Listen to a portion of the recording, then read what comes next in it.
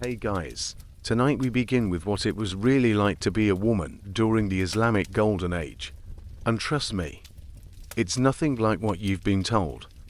Picture this: while European women were basically considered property with the intellectual capacity of furniture, Muslim women were founding universities, performing surgery, and literally designing the technology that helped navigate the medieval world. So before you get comfortable, take a moment to like the video and subscribe, but only if you genuinely enjoy what I do here. And let me know in the comments where you're tuning in from and what time it is for you. It's always fascinating to see who's joining us from around the world. Now dim the lights, maybe turn on a fan for that soft background hum, and let's ease into tonight's journey together. Let's start with the biggest misconception about women in the Islamic Golden Age. Most people imagine veiled figures shuffling silently through harems, forbidden from learning, speaking, or heaven forbid, thinking for themselves. In reality, these women were the professors, the entrepreneurs, the architects of knowledge itself. Think of it like assuming all medieval European women were helpless damsels in towers, when in fact some were running kingdoms and commanding armies. This wasn't some utopian feminist paradise where gender equality had been magically achieved. Let's be clear about that. But it also wasn't the oppressive nightmare that modern stereotypes would have you believe. We're talking about an era from the 8th to the 14th centuries when Islamic civilization was literally the intellectual powerhouse of the world, and women weren't just along for the ride. They were often driving the wagon. The Quran and Hadith literature actually advocated for the rights of women and men equally to seek knowledge. Muhammad himself encouraged education for both males and females, declaring that seeking knowledge was a religious duty binding upon every Muslim, regardless of gender. At the time of Muhammad's death, there were already many female scholars of Islam, and his wives, particularly Aisha, taught both women and men. But here's where it gets interesting. While formal studies in madrasas were typically open only to men, women of prominent urban families were commonly educated in private settings. Many of them received and later issued ijazas, basically medieval diplomas, in hadith studies, calligraphy, and poetry recitation. Working women learned religious texts and practical skills primarily from each other, though they also received instruction together with men in mosques and private homes. So when you picture the Islamic Golden Age, don't imagine silent, invisible women. Picture Fatima al-Fihri founding what UNESCO recognizes as the world's oldest university. Picture Sutata al-Muhammali solving complex algebraic equations in 10th century Baghdad. Picture Mariam al-Lobby crafting precision astronomical instruments that would make a modern engineer weep with envy.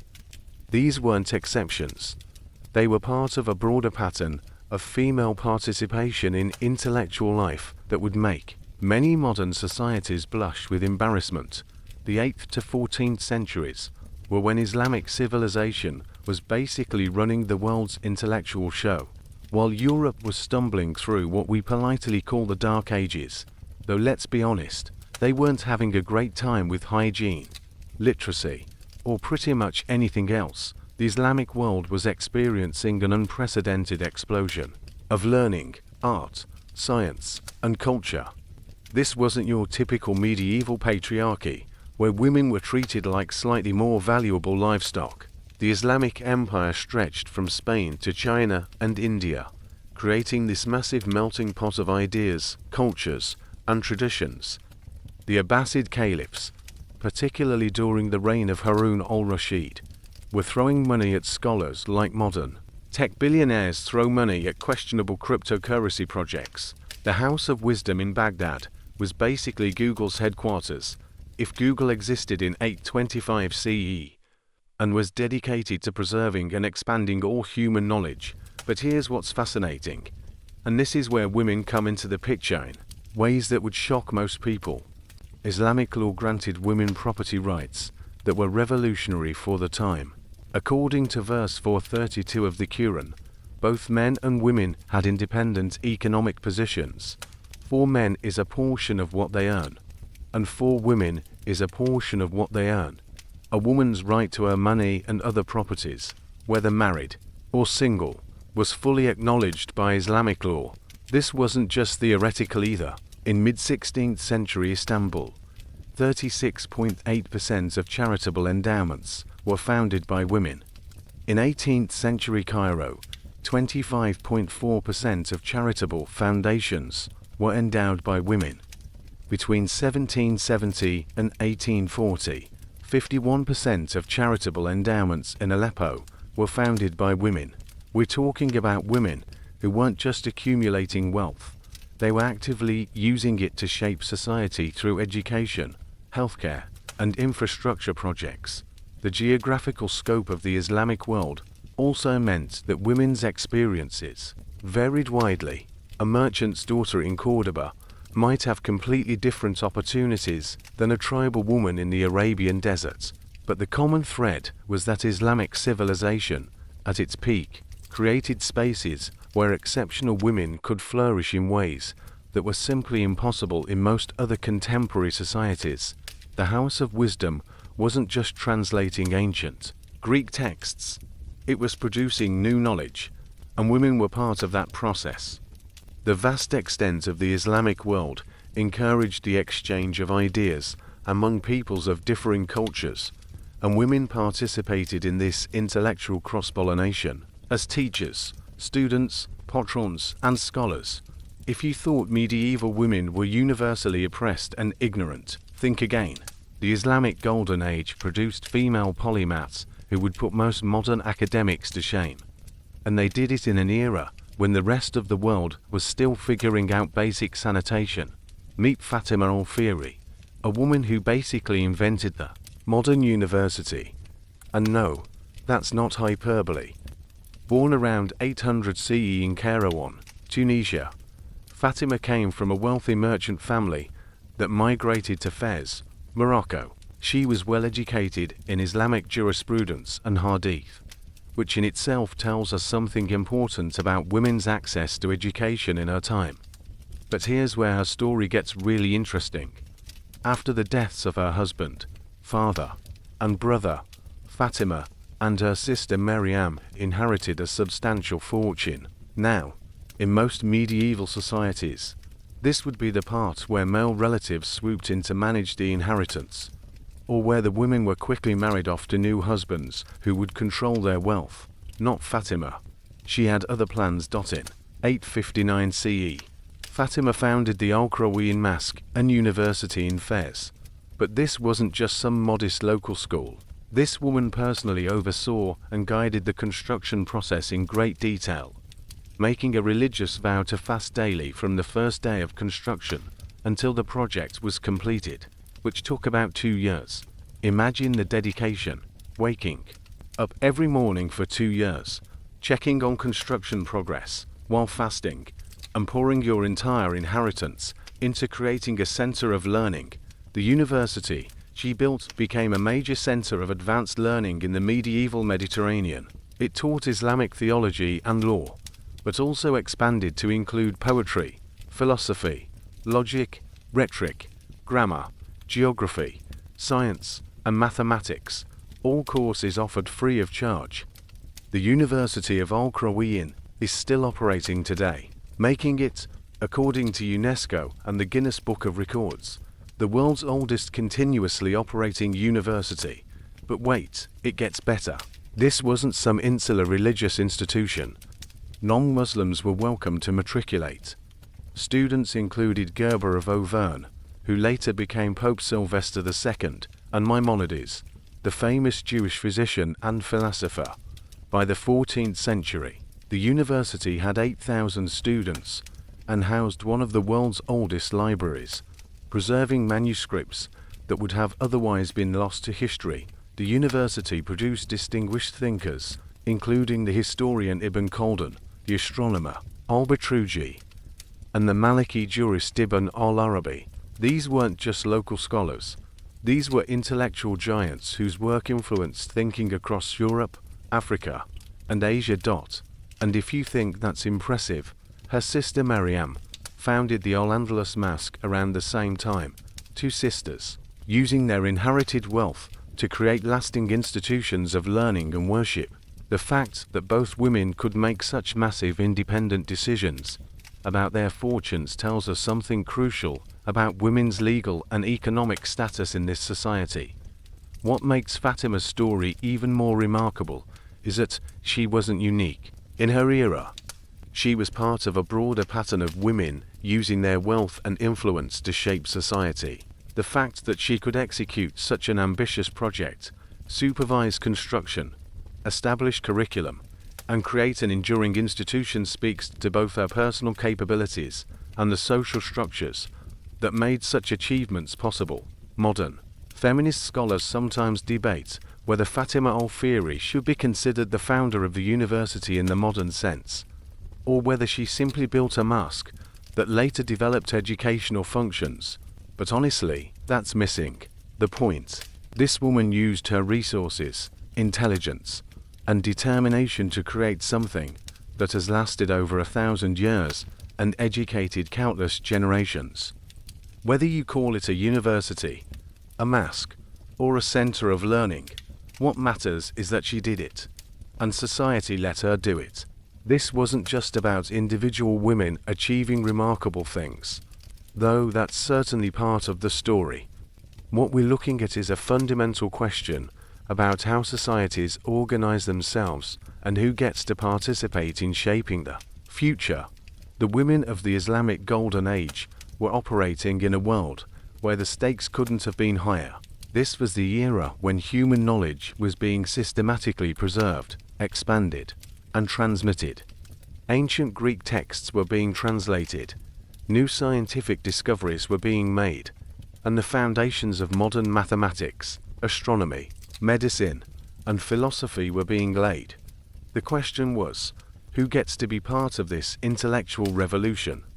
In most of the contemporary world, the answer was simple: men, and specifically men from privileged backgrounds. Women, along with slaves, peasants, and various ethnic minorities, were largely excluded from formal learning and relegated to supporting roles. But Islamic civilization, particularly during its golden age, created spaces where this wasn't entirely true. The implications went far beyond individual achievement. When women like Fatima al-Fihri could found universities, when figures like Sutata al-Hamali could contribute to mathematical knowledge, when Mariam al-Astrolabi could advance astronomical instrumentation, it meant that human knowledge was being advanced by the full spectrum of human talent, not just half of it. This had practical consequences for everyone. The hospitals, schools, libraries, and infrastructure projects funded by women benefited entire communities. The scientific and mathematical contributions made by female scholars advanced human understanding in ways that rippled across cultures and centuries. The educational institutions they founded or supported helped train the scholars, doctors, engineers, and administrators who would build and maintain Islamic civilization. But it also had deeper cultural implications. A society that allows women to contribute intellectually and economically is fundamentally different from one that doesn't. It suggests different assumptions about human nature, different approaches to social organization, and different ideas about what kinds of lives are worth living. The stakes were also personal. For individual women, the difference between a society that supported their intellectual development and one that didn't could mean the difference between a life of meaningful contribution and one of frustrated potential. For their families and communities, it could mean the difference between stagnation and progress. But Fatima al-Fihri was just the beginning. Her story of using inherited wealth to create lasting educational institutions represents one pattern of how women shaped Islamic Golden Age society. Yet there were other ways that women found to contribute to the great intellectual project of their era. Some women didn't inherit fortunes, they built them. Others didn't found institutions, they became the institutions themselves, serving as the living repositories of knowledge that held together the great chain of learning that connected past and future. Still others used their positions in royal courts, their mastery of specialized crafts, or their roles as teachers and scholars to leave their mark on history. The diversity of these contributions tells us something important about the flexibility and openness of Islamic Golden Age society. This wasn't a world where there was only one path to influence, or only one way for talented individuals to make their mark. The very fact that we can tell multiple, different stories about women's achievements suggests a society that created multiple avenues for participation and recognition. We're about to meet women who mastered the complex mathematics required to build precision astronomical instruments, who performed surgery and advanced medical knowledge, who served as teachers to caliphs and judges, to scholars. Each of their stories illuminates a different facet of what was possible for women in a civilization that, at its best, valued knowledge above almost everything else. The question isn't whether these women were exceptional. They clearly were.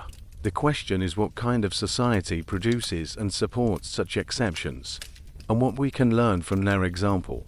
When we talk about Islamic scholarship with the Golden Age, we need to understand that this wasn't just about stuffy old men in libraries copying manuscripts.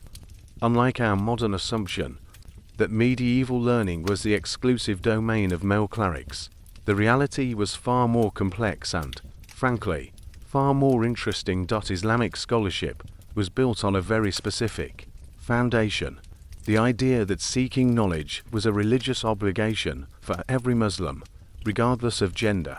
This wasn't just theoretical nice-sounding rhetoric. It had practical implications that rippled through society in ways that would make modern academics weep with envy. The key institution here was the ijazas system, essentially medieval academic credentials that certified someone's competence to teach or transmit particular texts or subjects. Think of it as a combination of a PhD and a teaching license, except instead of taking 7 years and leaving you with crushing debt, it was based on actually demonstrating mastery of the material to recognized experts. Here's where it gets fascinating. Women could earn ijazas, they could study with male teachers, they could teach male students, and they could become recognized authorities in their fields. Dr. Muhammad Akram Nadwi spent decades documenting this in his 40-volume biographical dictionary, Al-Muhaddithat, which chronicles the lives of women who studied and taught hadith, the recorded sayings and actions of Prophet Muhammad. We're not talking about a handful of exceptional cases here.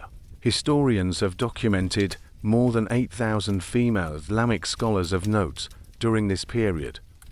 That's not a typo, 8,000. Women who memorized the teachings of Muhammad were regularly consulted by legal scholars, wrote petitions, and entered opinions in the public sphere. This was particularly true in hadith studies, where women played absolutely crucial roles. Important female scholars like Shuda, Zainab, Aisha, and Fatima were trained from a very young age, and by the mid-14th century, there was actually a rise in women's participation in hadith teaching. These weren't women teaching other women in segregated spaces. They were teaching mixed classes and issuing credentials that were recognized throughout the Islamic world. The reason this matters is that hadith scholarship wasn't just religious education. It was the foundation of Islamic law, ethics, and social organization. When women were active participants in preserving and interpreting this knowledge, they were effectively helping to shape the legal and cultural framework of their entire civilization. Take Fatima bint Yahya, a 9th century woman who would give modern law professors nightmares about their own intellectual inadequacy. She was what's called a mujtahida, a female scholar of such caliber that she could independently derive Islamic legal rulings from original sources. To put this in perspective, becoming a mujtahid required mastery not just of the Quran and hadith, but also of Arabic linguistics, logic, legal theory, and the complete range of scholarly opinion on thousands of complex issues. The great scholar al-Shawkani said about her, She was most famous for her knowledge. She had debates with her father on several juristic issues. Now, academic debates with your father might not sound like a big deal to us, but in 9th century scholarly circles, this was like regularly going toe-to-toe with a Supreme Court justice and holding your own. Her father was a recognized imam and legal authority, and the fact that he acknowledged his daughter's ability to engage in ijtihad independent legal reasoning was basically a scholarly stamp of approval of the highest order. But here's the really delicious part. Fatima's husband, al-Mutahhar ibn Muhammad, was also a prominent scholar with his own students. Whenever he encountered a particularly difficult juristic issue, he would consult his wife. When he returned to his students with the answer, they would say, "This is not from you.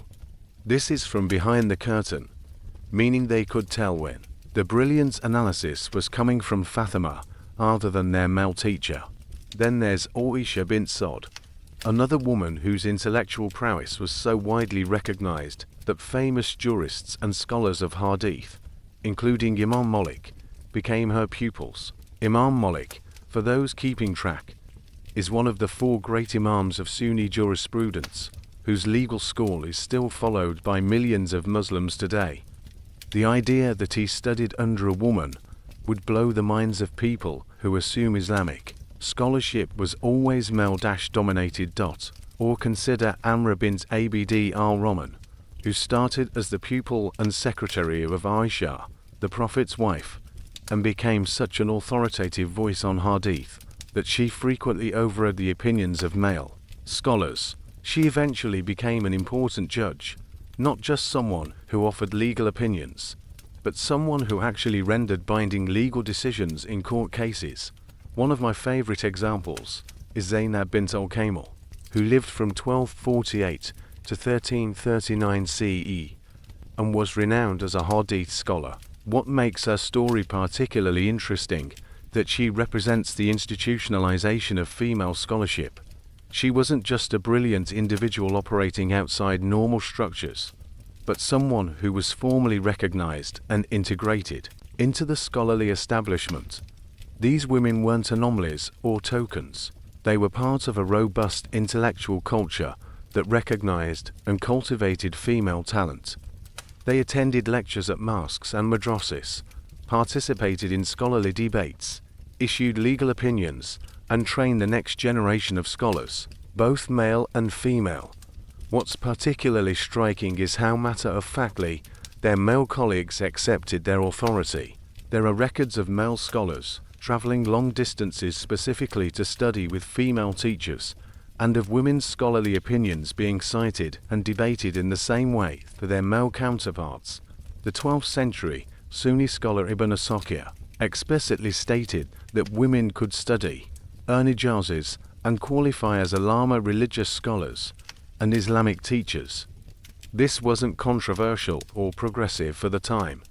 It was simply how the scholarly world worked. Even more fascinating is how these women balanced their scholarly work with other aspects of their lives. Many were wives and mothers, managing households, while simultaneously maintaining their scholarly activities.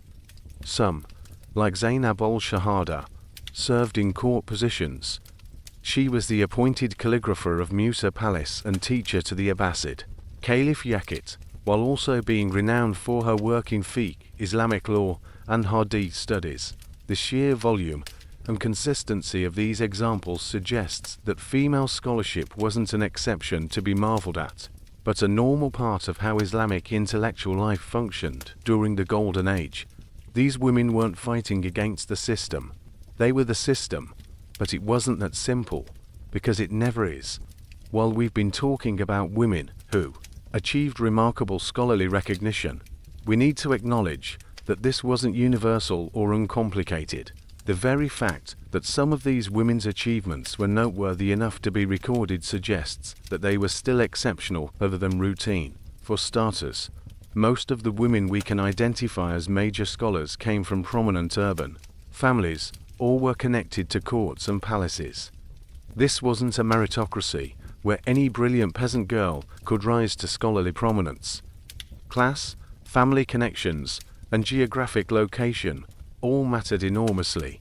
A merchant's daughter in Baghdad had opportunities that a Bedouin woman in the Arabian desert simply didn't have access to. There's also the question of how much agency these women actually had versus how much credit they received for work that might have been collaborative or even ghostwritten. When Fatima bint Yahya's legal opinions were transmitted through her husband, how do we know the ideas were originally hers? When male scholars acknowledged female teachers, were they genuinely recognizing intellectual equality, or were they being politely deferential to women of high social status? The sources themselves present another complication. Most of our information about these women comes from biographical dictionaries compiled by male scholars, often centuries later. These authors had their own agendas and biases, and they were writing for audiences with specific expectations about how women should be portrayed. The very fact that they felt compelled to document women's scholarly achievements might indicate that such achievements were unusual enough to merit special attention. Regional and temporal variations also complicate the picture. The experiences of women in 9th century Baghdad were different from those in 12th century Cordoba or 14th century Cairo. The Abbasid approach to women's education differed from Fatimid practices, which differed from Ottoman customs. What looks like a coherent pattern of female scholarly participation was actually a complex patchwork of local traditions, political circumstances, and religious interpretations. There's also the uncomfortable reality that many of the most accomplished women we know about were connected to slavery in some way. Some were former slaves who achieved prominence. Others were slave owners who funded their scholarly activities through slave labor, and still others operated in court systems where enslaved women, the Kiyon or singing girls, provided both entertainment and intellectual companionship to male elites. The line between scholarly achievement and social performance was often blurred in ways that make modern readers uncomfortable. When a court poet like Wulada bint al-Mustaqfi composed verses, was she expressing genuine intellectual creativity or performing femininity for male consumption? When women taught male students from behind the curtain, were they participating in scholarly discourse or being accommodated through elaborate workarounds that actually reinforce their exclusion? These contradictions don't invalidate the achievements of Islamic Golden Age women, but they do complicate our understanding of what those achievements meant in their historical context. The same social structures that enabled some women to become renowned scholars also limited the opportunities available to most women and shaped how female intellectual activity was understood and valued. The result was a peculiar form of intellectual culture that was simultaneously more inclusive and more restrictive than anything we see in the modern world. On one hand, Islamic Golden Age society produced a remarkable number of female scholars whose achievements were formally recognized and institutionally supported. On the other hand, this recognition often came with elaborate social choreography designed to maintain gender boundaries even while transcending them. The most immediate consequence was the creation of what we might call parallel scholarly institutions. Women could earn ijazas, but often through separate or modified procedures. They could teach, but frequently from behind the curtain or in gender-segregated settings. They could participate in intellectual debates, but usually through intermediaries or in carefully managed contexts. This had some genuinely positive effects.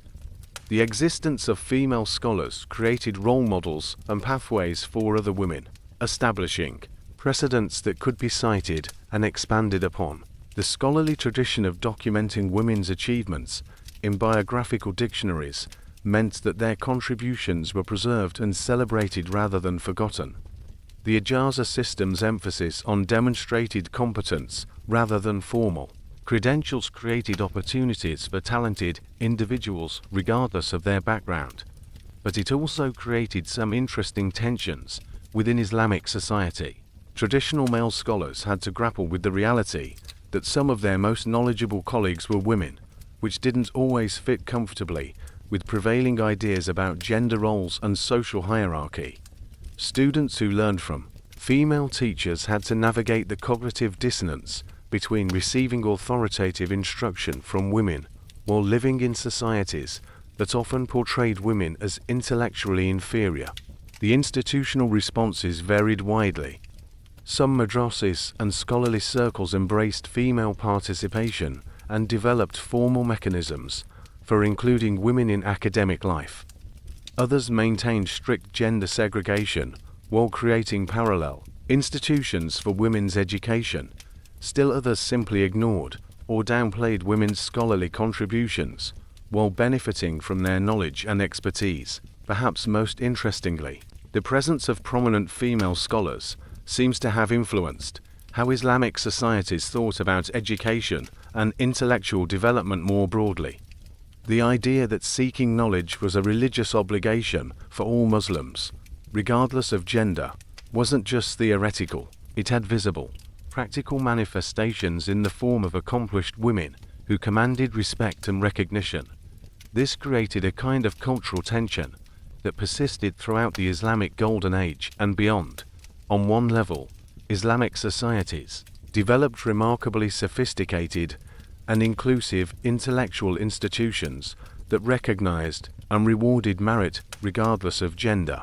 On another level, these same societies maintained social structures and cultural assumptions that limited women's opportunities and constrained their agency in various ways. The legacy of this period is equally complex. Later Islamic societies could point to Golden Age female scholars as evidence of Islam's respect for women's intellectual capabilities. At the same time, the exceptional nature of these women's achievements could be used to argue that most women were not capable of serious scholarly work, and that gender segregation was the natural order of things. Meanwhile, as these scholarly women were revolutionizing how Islamic societies thought about knowledge and learning, another group of women was taking a completely different approach to making their mark on history. If the scholars worked primarily with texts, ideas, and legal interpretations, these other women worked with instruments, calculations, and the precise measurement of the heavens themselves. We're talking about women who didn't just study the natural world, they built the tools needed to understand it. While Fatima bint Yahya was debating legal theory with her father, Mariam al-Astrullabi was crafting astronomical instruments so sophisticated that they impressed rulers and employed mathematical principles that wouldn't be fully understood in Europe for centuries. This represents a fascinating shift from the world of religious scholarship to the realm of applied science and technology. These women weren't interpreting ancient texts or preserving traditional knowledge. They were creating new knowledge and developing innovative techniques for understanding the physical universe. The transition from scholar to scientist might seem natural to us, but in the medieval world, these represented quite different forms of intellectual activity with different social implications, different skill requirements, and different relationships to political and religious authority. The women who excelled in applied sciences had to master not just theoretical knowledge, but practical craftsmanship, mathematical precision, and the complex art of translating abstract understanding into functional technology. If the scholarly women we just met were the professors and legal experts of their time, then the women we're about to encounter were the engineers, mathematicians, and precision craftspeople who literally built the instruments that made scientific progress possible. This was a completely different kind of intellectual achievement, one that required not just theoretical knowledge, but the ability to translate abstract mathematical concepts into physical objects that actually worked. We're talking about women who worked with brass and silver, who calculated angles and trajectories, who solved complex equations not on paper, but in three-dimensional metal. This was the world of applied mathematics and practical astronomy, where a single miscalculation could render months of work completely useless, and where precision wasn't just an academic virtue, but an absolute necessity. The making of scientific instruments during the Islamic Golden Age was considered one of the highest forms of applied knowledge. These weren't simple tools. They were sophisticated devices that embodied cutting-edge mathematical and astronomical understanding. An astrolabe, for instance, wasn't just a navigation device. It was a working model of the universe, a computer that could calculate prayer times, determine latitude, measure the heights of buildings, and track the movements of celestial bodies. The fact that women were not just using these instruments, but actually designing and manufacturing them tells us something crucial about how Islamic society viewed both gender and technical expertise. This wasn't work that could be delegated to unskilled laborers or learned through casual observation. It required years of training, deep mathematical understanding, and the kind of precise craftsmanship that comes only through intensive practice and natural talent. What makes this even more remarkable is that instrument making was typically a hereditary craft, passed down through family workshops from father to son. The fact that some women only learned these skills but achieved sufficient recognition to be employed by royal courts suggests both exceptional personal ability and unusual family circumstances that permitted such learning. These women were operating at the intersection of pure mathematics, practical engineering, and artistic craftsmanship. They had to understand spherical trigonometry, but they also had to know how to work metal, how to engrave precise markings, and how to create objects that were both scientifically accurate and aesthetically pleasing. In modern terms, they were simultaneously mathematicians, engineers, and artists, the kind of polymaths that our specialized world rarely produces. Let's start with Maryam al-Astrolabi, also known as Al-Ilia al-Astrolabi, whose story reads like something out of a medieval science fiction novel. Born in 10th century Syria, she followed her father into the craft of astrolabe making, a profession that required mathematical skills that would challenge modern engineering students. Her father, Al-Ilia al-Astrolabi, had been apprenticed to an astrolabe maker in Baghdad, which was basically like being trained at MIT in the medieval world. Baghdad was the center of scientific instrument manufacturing, where the most advanced mathematical and astronomical knowledge was being translated into physical objects. When the family moved to Aleppo, Maryam didn't just inherit her father's tools, she inherited his mathematical expertise, and then proceeded to surpass it. The design of an astrolabe required Maryam to work with incredibly complex mathematical calculations. Think about it. She had to project the three-dimensional sphere of the heavens onto a flat, circular surface while maintaining the geometric relationships that would allow accurate astronomical calculations. This involved spherical trigonometry, stereographic projection, and precision metalworking, all without calculators, computers, or even Arabic numerals in many cases. But here's where her story gets really impressive. Saif al-Dawla, the founder of the Emirate of Aleppo who reigned from 944 to 967 CE, was so impressed by Maryam's work that he employed her at his court. This wasn't ceremonial. Court astronomers and instrument makers were serious technical positions responsible for calculating prayer times, determining the direction of Mecca, predicting eclipses, and creating the calendars that organized both religious and civil life. Some academic works suggest that the astrolabes Maryam created could be used to precisely establish the mathematical positions of stars and other celestial objects, despite her not having formal mathematical training in the modern sense. This tells us something fascinating about how knowledge was transmitted in her era. She was working at a level of mathematical sophistication that wouldn't be systematically codified and taught in European universities for centuries. The recognition of her achievements has persisted into the modern era. In 1990, when astronomer Henry E. Holt discovered a main belt asteroid at Palomar Observatory, it was named 7060 Al-Ijli in her honor. There's something beautifully poetic about a woman who spent her life calculating the positions of celestial objects having a celestial object named after her 1,000 years later. Then there's Sutata al-Muhammali, a 10th century polymath from Baghdad who specialized in mathematics but excelled in multiple fields. She was taught by her father, Judge Abu Abdallah al-Hussein, which again points to the importance of family connections in accessing advanced education. But what she did with that education was remarkable.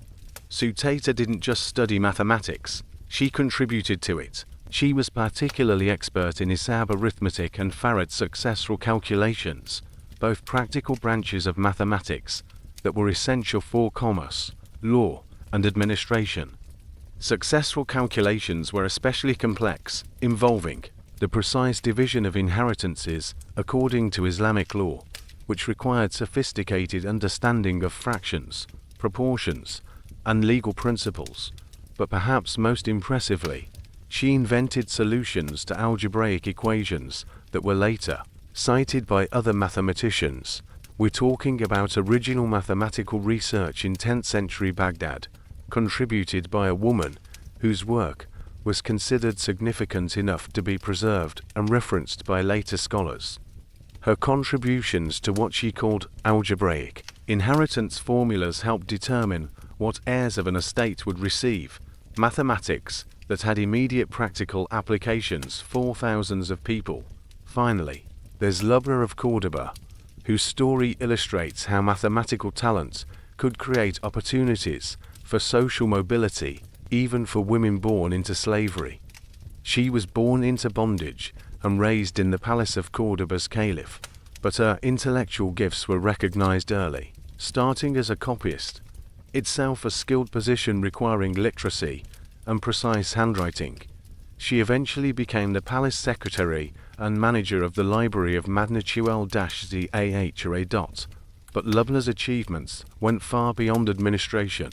She was a mathematician who could solve complex geometrical and algebraic problems, a polymath who mastered Latin, Greek, and Hebrew, and an educator who set up a school in the library for street children. She was also one of the first recorded female solo travelers, journeying to the Middle East for her work and visiting Cairo, Damascus, and Baghdad. The fact that she could travel independently tells us something important about her status and recognition. Medieval travel was dangerous, expensive, and required significant social connections and resources. The fact that a former slave could undertake such journeys suggests both extraordinary personal achievement and the kind of social mobility that was possible for intellectually gifted individuals in Islamic Golden Age society. This wasn't isolated. Looking across the Islamic world during the Golden Age, we can identify a clear pattern.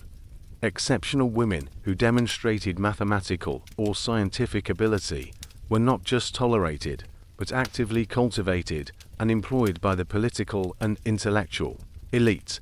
The pattern seems to work like this. Talented women, usually from families already connected to scholarly or craft traditions, would demonstrate exceptional ability in mathematics, astronomy, or technical crafts, rather than being discouraged or redirected toward more appropriate feminine pursuits. They were often given advanced training and eventually employed in positions of real responsibility. What's particularly striking is how consistently these women were connected to courts and palaces. Mariam al-Astrullabi worked for Saif al-Dawla in Aleppo. Lubna served in the Cordoba Caliphate. This wasn't coincidence. Islamic rulers during the Golden Age viewed scholarship and technical expertise as marks of prestige and legitimacy. Having the most skilled astronomers, mathematicians, and instrument makers wasn't just practically useful. It was a way of demonstrating that your court represented the height of civilized achievement. This created a kind of meritocratic pressure that worked in favor of talented individuals, regardless of gender. If a woman could create more accurate astrolabes than her male competitors, if she could solve mathematical problems that stumped other scholars, if she could manage vast libraries and educational institutions effectively, then employing her became a matter of practical politics rather than social idealism. The geographic distribution is also telling. We find these accomplished women in Baghdad, Cordoba, Aleppo, Cairo, the major intellectual and political centers of the Islamic world. This suggests that urban, cosmopolitan environments with diverse populations and competing intellectual traditions were more likely to recognize and reward female talent than smaller, more traditional communities. There's also a technical pattern worth noting. Many of these women worked in areas that required both theoretical knowledge and practical application. Instrument making, mathematical problem solving, library management, educational administration. These weren't purely academic pursuits, but jobs that required results. You couldn't fake your way through designing an astrolabe or calculating inheritance divisions. Either your work functioned correctly, or it didn't. This practical orientation may have helped these women gain recognition in ways that purely theoretical scholarship might not have. When Miriam's astrolabes helped navigators find their way, and astronomers predict eclipses, when Sutator's mathematical formulas correctly divided estates, when Lubna's administrative skills kept vast libraries functioning efficiently, their contributions were immediately visible and measurably valuable. The pattern also suggests something important about how knowledge was transmitted in Islamic society. These women weren't working in isolation. They were part of intellectual networks that included male colleagues, students, and patrons. The fact that their achievements were recorded, preserved, and sometimes built upon by later scholars indicates that the Islamic intellectual tradition had mechanisms for recognizing and incorporating contributions, regardless of their source. This stands in marked contrast to many other medieval societies, where women's intellectual contributions were often marginalized, attributed to male colleagues, or simply forgotten. The Islamic biographical tradition's careful documentation of female scholars and scientists suggests a culture that valued intellectual achievement highly enough to overcome conventional prejudices about gender and capability. By the 11th century, Islamic civilization was facing the kind of succession crises and political upheavals that would test every assumption about leadership, legitimacy, and gender roles. The neat theoretical frameworks about who could rule and how power should be transferred were about to collide with the messy realities of dynastic politics, military pressures, and the simple fact that sometimes the most capable person available happened to be a woman. This wasn't just about individual women seizing power in moments of chaos, though that certainly happened. This was about the fundamental question of whether Islamic political theory could accommodate female rule, and whether Islamic societies were flexible enough to accept women as legitimate political authorities when circumstances demanded it. The stakes couldn't have been higher. We're talking about decisions that affected millions of people, controlled vast territories stretching from Spain to India, and determined the direction of Islamic civilization in some of its most crucial periods. These weren't ceremonial positions or temporary regencies. These were women who exercised real, substantive political power over extended periods, making the kind of strategic decisions that shaped the course of history. The tension was built into the system itself. Islamic law and tradition contained competing principles about leadership and authority. On one hand, there were strong precedents for male political authority and assumptions about men's natural fitness for command. On the other hand, there were equally strong principles about merit, competence, and the overriding importance of effective governance for the welfare of the community. When these principles came into conflict, when the theoretically ideal male ruler was unavailable, incompetent, or threatening to the stability of the state, Islamic societies had to choose between ideological purity and practical necessity. As we're about to see, they often chose pragmatism over theory, effectiveness over convention. The resulting political innovations would challenge medieval assumptions about gender and governance in ways that wouldn't be seen again in most parts of the world for centuries, but they would also create new tensions and contradictions that Islamic political theorists are still grappling with today. This is the story of what happened when the most advanced civilization on Earth had to decide whether women could wield the ultimate power, and what that decision meant for everyone involved. The year was 1021, and the Fatimid Caliphate, one of the most powerful Islamic empires of its time, controlling Egypt, much of North Africa, and significant parts of the Middle East, was facing an unprecedented crisis. The Caliph, al-Hakim, Allah, had disappeared under mysterious circumstances. Some said he had been murdered. Others claimed he had simply vanished into the desert during one of his notorious nocturnal wanderings. What everyone agreed on was that he was gone, and someone needed to run an empire. Enter Sit al-Mulk, whose name literally means Lady of the Kingdom, and that turned out to be prophetic rather than merely honorific. She was al-Hakim's sister, a woman whose mother had been a concubine, but who had been favored by their father and given an unusual degree of political training and authority. When al-Hakim disappeared, she didn't hesitate. But this wasn't a simple power grab. Sit al-Mulk faced the delicate task of maintaining the fiction that male authority was still in charge while actually running the empire herself. Al-Hakim had a young son who was technically the heir, but he was nowhere near old enough to rule effectively. The solution: Sit al-Mulk would serve as regent, officially governing in the name of her nephew, while actually making all the real decisions for the next 2 years, from 1021 to 1023. She was effectively the ruler of one of the world's most powerful empires. This wasn't symbolic leadership. She was making military decisions, conducting diplomatic negotiations, managing complex administrative challenges, and dealing with the religious and political tensions that constantly threatened Fatimid stability.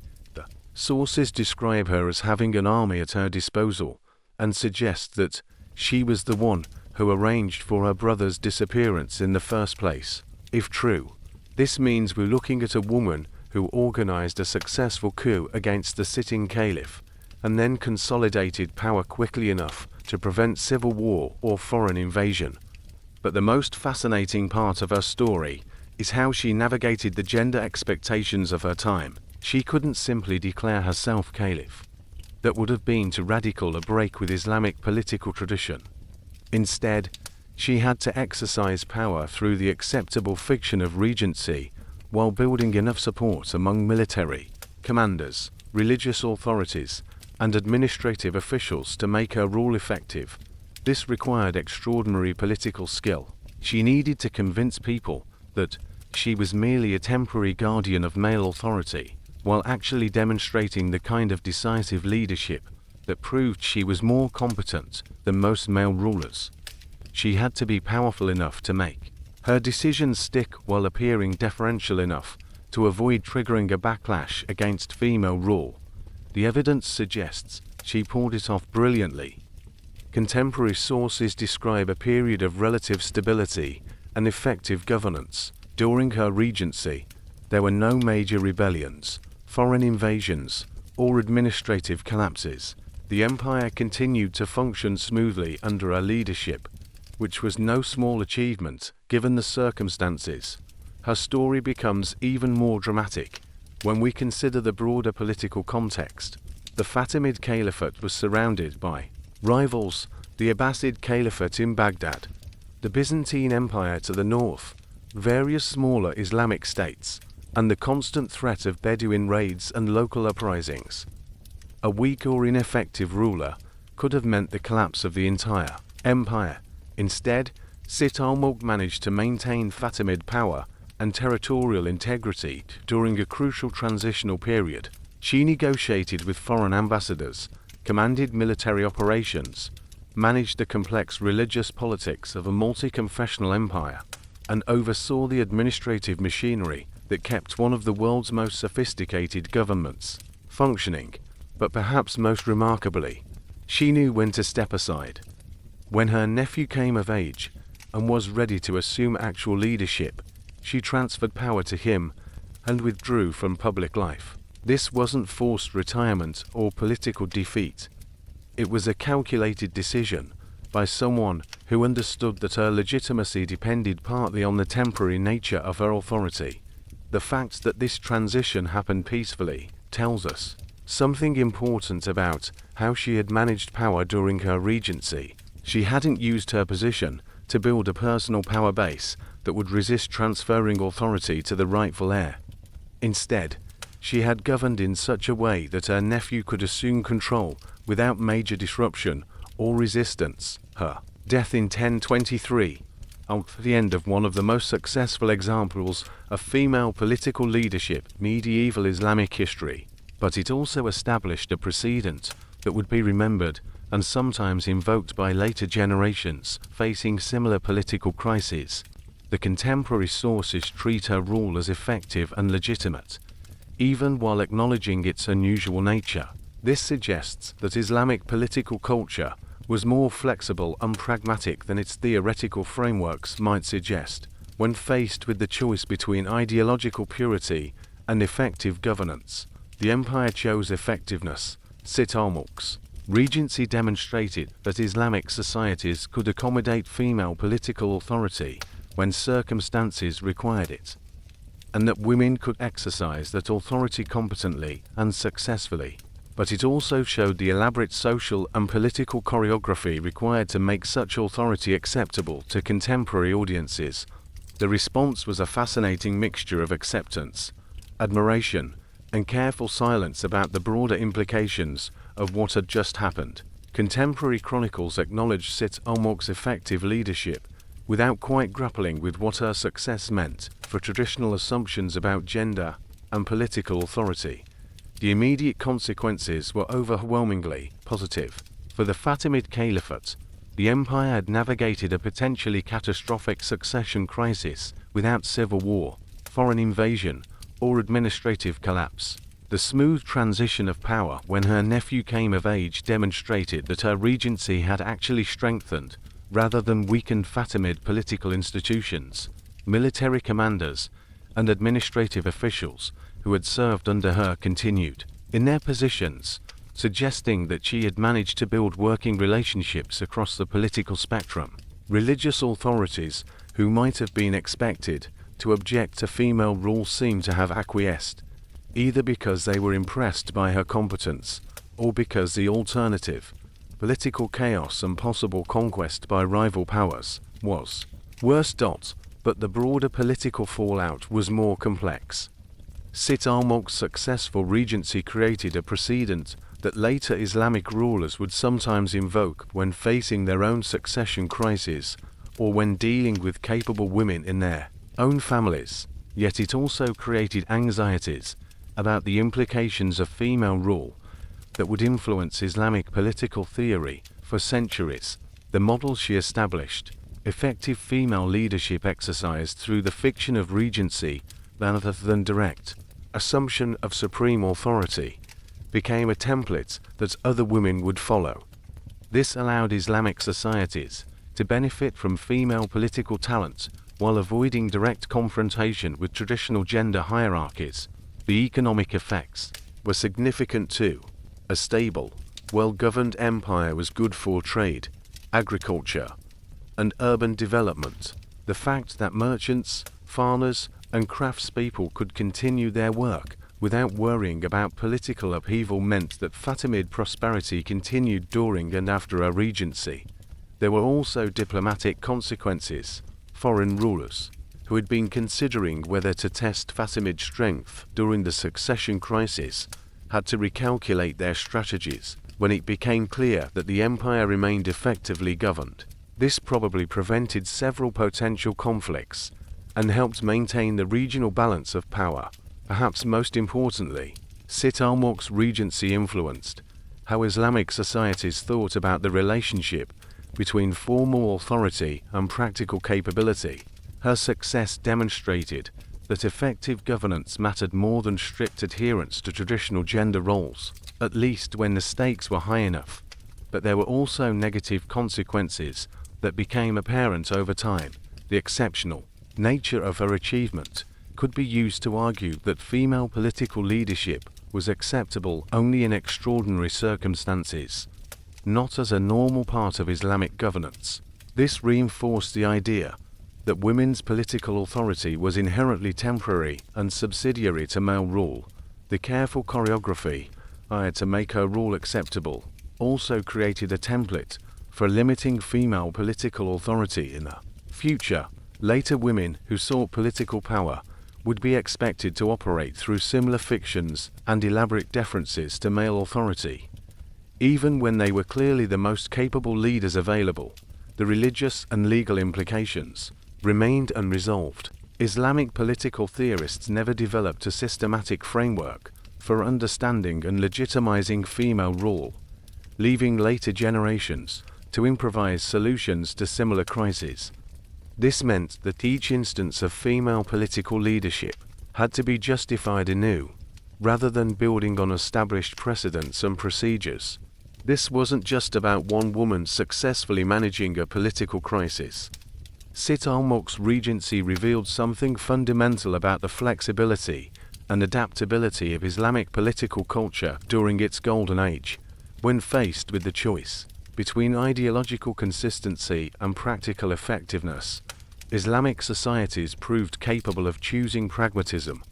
Her story shows us that medieval Islamic political theory was more complex and nuanced than simple statements about male authority might suggest. The tradition contained competing values: the importance of effective governance, the welfare of the community, the preservation of political stability that could trump conventional gender hierarchies when circumstances demanded it. This flexibility was both a strength and a source of ongoing tension. On the positive side, it meant that Islamic societies could adapt to changing circumstances and make use of available talent regardless of its source. It prevented rigid adherence to abstract principles from undermining practical governance and social stability. But it also created a kind of cognitive dissonance that Islamic political theorists never fully resolved. If women could rule effectively when necessary, what did that say about the natural fitness of men for political authority? If female leadership could be legitimate under some circumstances, how should those circumstances be defined and limited? The precedent established by Sit al-Mulk would echo through Islamic history, sometimes enabling other women to assume political leadership and sometimes being used to constrain and limit female authority. Later Islamic societies would produce other effective female rulers: Rozia Sultana of Delhi, Shajarat al-Dawla in Egypt, various Ottoman queen mothers, but they would all face similar challenges in legitimizing their authority and navigating the tension between capability and convention. Modern historians still debate whether these examples represent genuine progress toward gender equality or merely exceptional accommodations that ultimately reinforce traditional hierarchies. What's clear is that Islamic Golden Age societies were more willing to experiment with female political leadership than most of their contemporary civilizations, and that these experiments sometimes produced remarkably effective governance. The question that remains is why this flexibility and pragmatism didn't translate into more systematic changes in how Islamic societies thought about gender and political authority more broadly. Around these major events and themes, a remarkable cast of supporting characters played crucial roles that illuminate different aspects of women's lives during the Islamic Golden Age. Let me introduce you to some of them, because their stories are too good to leave untold. First, meet Rufayda bint Saad al-Aslamiyah, who essentially invented professional nursing about 1,000 years before Florence Nightingale got the credit for it. Rufayda was a member of the Bani Aslam tribe and is considered the first professional nurse in Islamic history. In peacetime, she ran what was basically a field hospital in a tent set up outside the Prophet's mosque in Medina. During wartime, she led groups of volunteer nurses directly onto battlefields to treat wounded soldiers. This wasn't just bandaging cuts and offering comfort. Rufayda was performing what we would recognize today as emergency medicine and trauma surgery. She trained other women in medical techniques and organized them into efficient healthcare units that could deploy quickly wherever they were needed. The contemporary sources describe her as having developed systematic approaches to patient care, wound treatment, and medical training that influenced Islamic medical practice for centuries. Then there's al-Fihri bint Abdullah, whose nickname literally meant the healing. She was known for developing preventative treatments, including what may have been the first recorded prophylactic against ant bites, which might sound trivial until you realize that insect-borne diseases were major killers in the medieval world. Her medical innovations were significant enough that she was appointed by Caliph Umar to the position of mutasib, essentially a market inspector responsible for ensuring fair trade practices and public health standards. In the realm of politics and administration, we have al-Zuran, whose story reads like a medieval political thriller. She started as an enslaved woman, was trained in arts and sciences, and sold as a concubine to the future Caliph al-Mahdi.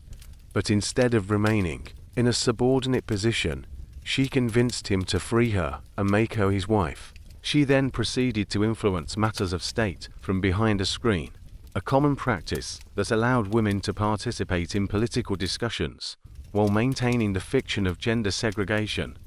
Here's where it gets really dramatic. When her husband died, she had her first son, who opposed her influence, murdered, and then shared power with her second son. This wasn't just palace intrigue. This was a woman systematically eliminating political obstacles and consolidating power through a combination of intelligence, ruthlessness, and strategic thinking that would make Machiavelli proud. Moving to the Iberian Peninsula, we encounter a whole constellation of remarkable women in Al-Andalus. Wulada bint al-Mustaqfi was an 11th century princess and poet who became famous for her satirical verses and public intellectual life. Unlike many women of her era, she refused to wear a veil and was known for hosting literary salons where poets, scholars, and intellectuals gathered to discuss art and ideas. Her contemporary rival was Hafsa bint Hajj al-Rukaniya, a noble woman who wrote love poetry that was both passionate and intellectually sophisticated. These weren't just decorative court poets producing pretty verses for entertainment. They were serious literary artists whose work influenced the development of Arabic poetry and established new models for how women could participate in public intellectual life. In the scientific realm, we have women like the daughters and wives of prominent physicians who became medical practitioners in their own right. The 15th century Turkish surgeon Serafeddin Sabancoglu didn't hesitate to illustrate women performing medical procedures on female patients in his surgical manual, suggesting that female medical practitioners were common enough to warrant inclusion in standard medical texts. Perhaps most intriguingly, there were the Kiyon, the singing girls who were enslaved women trained in music, poetry, and intellectual conversation for elite courts. While their circumstances were obviously constrained by their enslaved status, some of these women achieved remarkable influence and recognition. The 12th century rivalry between Arib and Sharia to former singing girls who had been manumitted and become wealthy enough to purchase their own enslaved performers illustrates how some women could use their talents to achieve economic independence and social mobility, even within oppressive systems. These supporting characters remind us that the famous women we've been discussing weren't isolated exceptions, but part of a broader ecosystem that included women working at every level of society and in every conceivable profession, from battlefield medicine to palace politics, from mathematical research to literary innovation. Women were active participants in the intellectual and cultural life of Islamic Golden Age society. These weren't isolated incidents scattered randomly across time and geography. The stories of these women were intricately connected through webs of relationships, shared institutions, and cultural networks that span the Islamic world from Spain to Central Asia. Take the medical women, for instance. Rufaida's innovations in battlefield nursing weren't just individual achievements.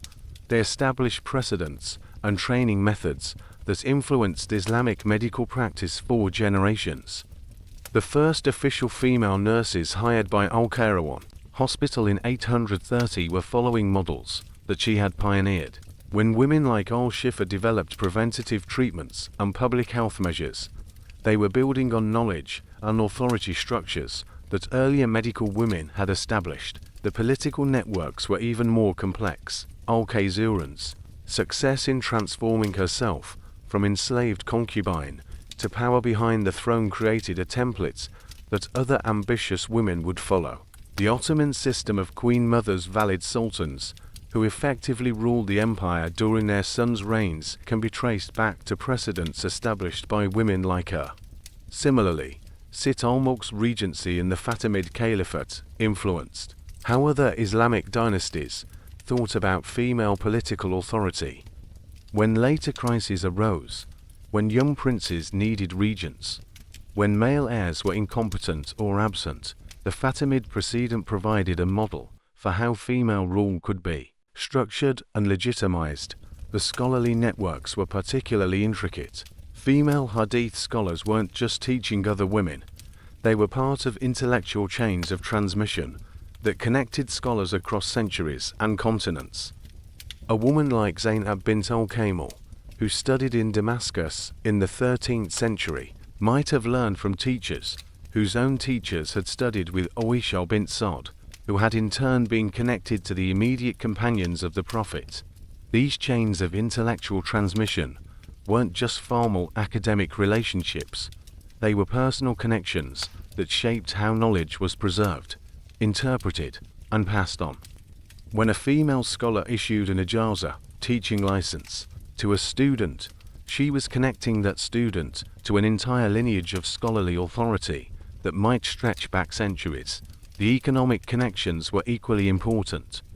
Women who achieved wealth and status through scholarship, medical practice, or political position often used their resources to support other women's education and advancement. Fatima al-Fihri's university wasn't just her individual achievement, it created opportunities for countless other women to study, teach, and contribute to Islamic intellectual life. The Kiyon Singing Girls networks illustrate how even marginalized women could create mutual support systems. When former singing girls like Arib and Sharia became wealthy enough to purchase and train their own performers, they weren't just advancing their personal interests, they were creating pathways for other women to develop artistic and intellectual skills that might eventually lead to freedom and independence. Geographic connections mattered too. Lubna of Cordoba's travels to Cairo, Damascus, and Baghdad weren't just individual adventures. They were part of larger patterns of scholarly exchange that connected the far-flung corners of the Islamic world. When she studied with masters in different cities, she was contributing to the circulation of knowledge and ideas that made Islamic Golden Age intellectual life so dynamic and creative. The architectural and institutional connections reveal another layer of interconnection. The hospitals, schools, libraries, and mosques founded by women, Princess Gefha Nesib Sultan, weren't isolated projects, but part of a broader pattern of female patronage that shaped the physical and intellectual infrastructure of Islamic cities. When Daifa Hatun founded schools in Aleppo, when Zubaydah built way stations along the Hajj route, when Hurrem Sultan established hospitals and schools across the Ottoman Empire, they were contributing to networks of institutions that supported education, healthcare, and religious practice for entire populations. Perhaps most importantly, these women were connected by the precedents they established and the possibilities they created for future generations. Each successful female scholar made it easier for families to justify educating their daughters. Each competent female ruler made it more acceptable for women to exercise political authority in times of crisis. Each accomplished female scientist or mathematician expanded the range of what was considered possible for women to achieve. The cumulative effect was to create a culture where female achievement, while still exceptional, was not unthinkable or unprecedented. These women built on each other's successes and created foundations for others to build upon in turn. To understand how these remarkable women were possible, you have to understand the broader cultural context of Islamic Golden Age society. World that was simultaneously more open and more restrictive than anything we experience today. Daily life in major Islamic cities like Baghdad, Cordoba, Cairo, or Samarkand was extraordinarily cosmopolitan.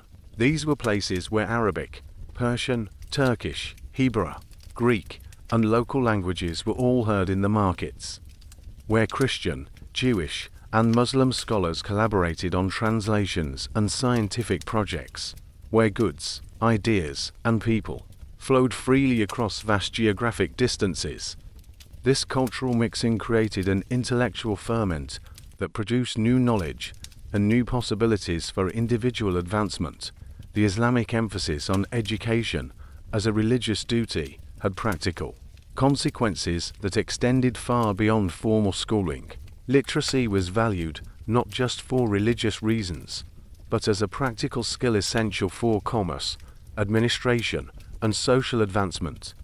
This created incentives for families to educate children, including daughters, who showed intellectual promise. Social mobility was more possible in Islamic Golden Age society than in most contemporary civilizations. While family background and connections certainly mattered, there were real opportunities for talented individuals to rise through scholarly achievement, commercial success, or political service. The ijazas system in particular created pathways for intellectual advancement that weren't entirely dependent on birth or wealth. The practice of slavery, while morally abhorrent from modern perspectives, paradoxically created some opportunities for educated women that wouldn't otherwise have existed. Enslaved women who demonstrated literary, musical, or intellectual talents were often given advanced training and could sometimes achieve positions of influence that were denied to free women of lower social status. The Qiyon tradition produced some of the most celebrated poets and intellectuals of their era. Gender segregation, which modern observers often view as restrictive, actually created separate spaces where women could develop their own intellectual and cultural traditions.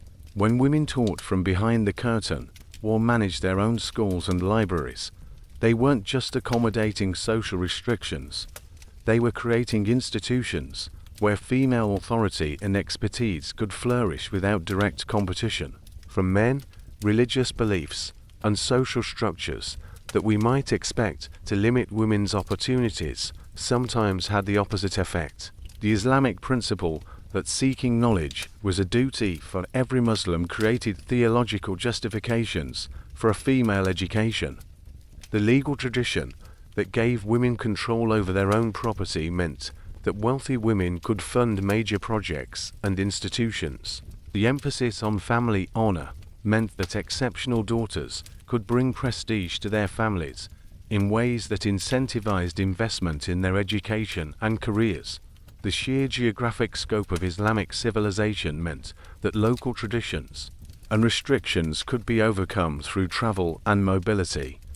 A woman who faced limitations in one city found opportunities in another. Scholarly networks that spanned continents could provide alternative sources of validation and support for women whose local communities were less accepting of female achievement. What was considered normal versus exceptional varied dramatically by time, place, and social context. A female scholar in 10th century Baghdad might be remarkable, but not unprecedented, while the same woman in a smaller, more traditional community be viewed as completely anomalous. Perhaps most fascinating was the cognitive dissonance that permeated Islamic Golden Age attitudes toward accomplished women. The same societies that produced detailed biographical dictionaries celebrating female scholars also maintained legal and social structures that assumed male superiority. The same courts that employed female astronomers and mathematicians often required them to work from behind the curtain to preserve the fiction that they weren't really exercising authority over men.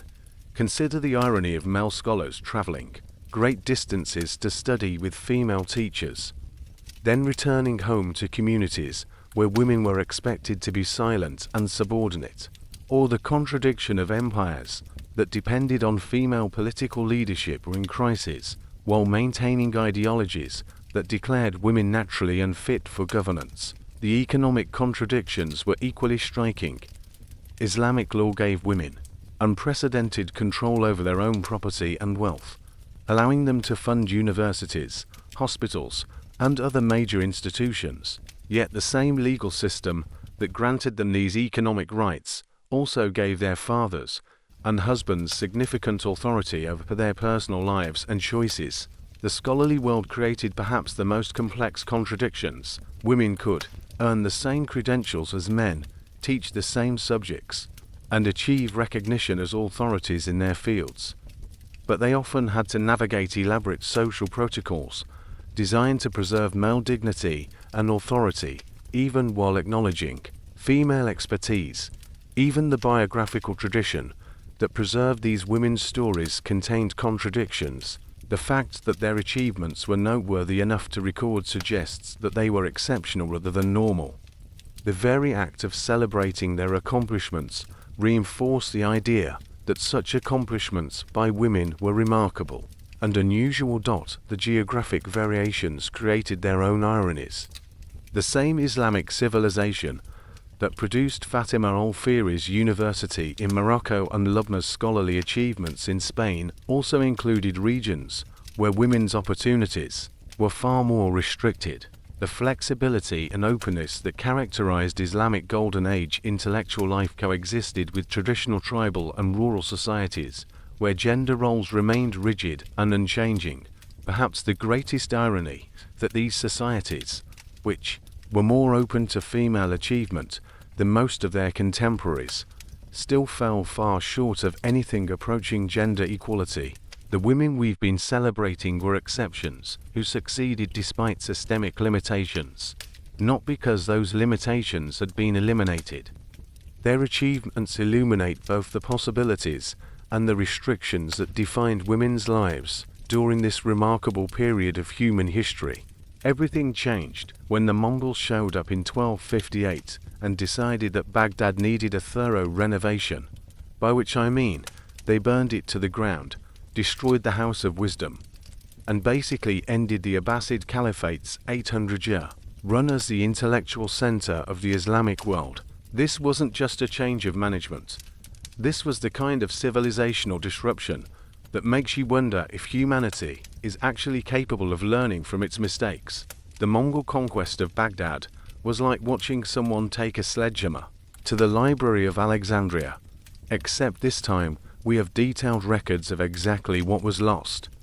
We're talking about the destruction of countless manuscripts, the dispersal of scholarly communities, and the end of the political and economic systems that had supported Islamic intellectual life for centuries.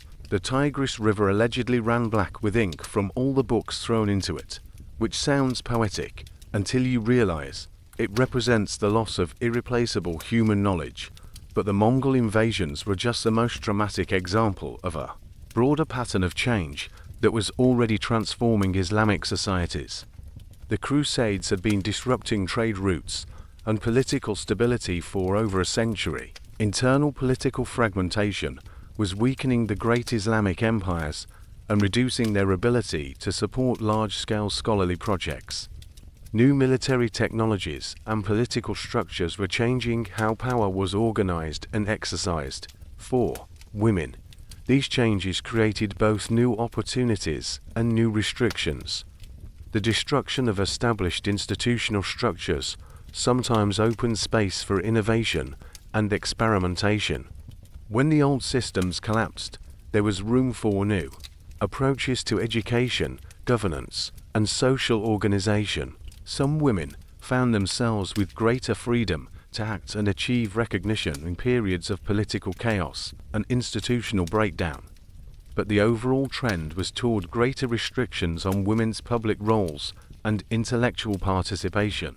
The Mongol emphasis on military prowess and tribal hierarchies was less accommodating to female achievement than the cosmopolitan court cultures of the Abbasid era. The economic disruption caused by constant warfare reduced the resources available for education and scholarly patronage, affecting women disproportionately, since they were often dependent on institutional support for their intellectual activities. The rise of more conservative religious movements also played a role, as Islamic societies faced external threats and internal instability, Some religious authorities advocated for stricter adherence to traditional practices as a way of maintaining cultural identity and divine favor. This often translated into more restrictive interpretations of women's roles and capabilities. Perhaps most importantly, the shift from the Abbasid model of centralized, court-based intellectual life to more decentralized and militarized political structures changed how knowledge was valued and transmitted. The great libraries, translation projects, and scholarly institutions that had characterized the Islamic Golden Age were expensive luxuries that war-torn societies could less easily afford.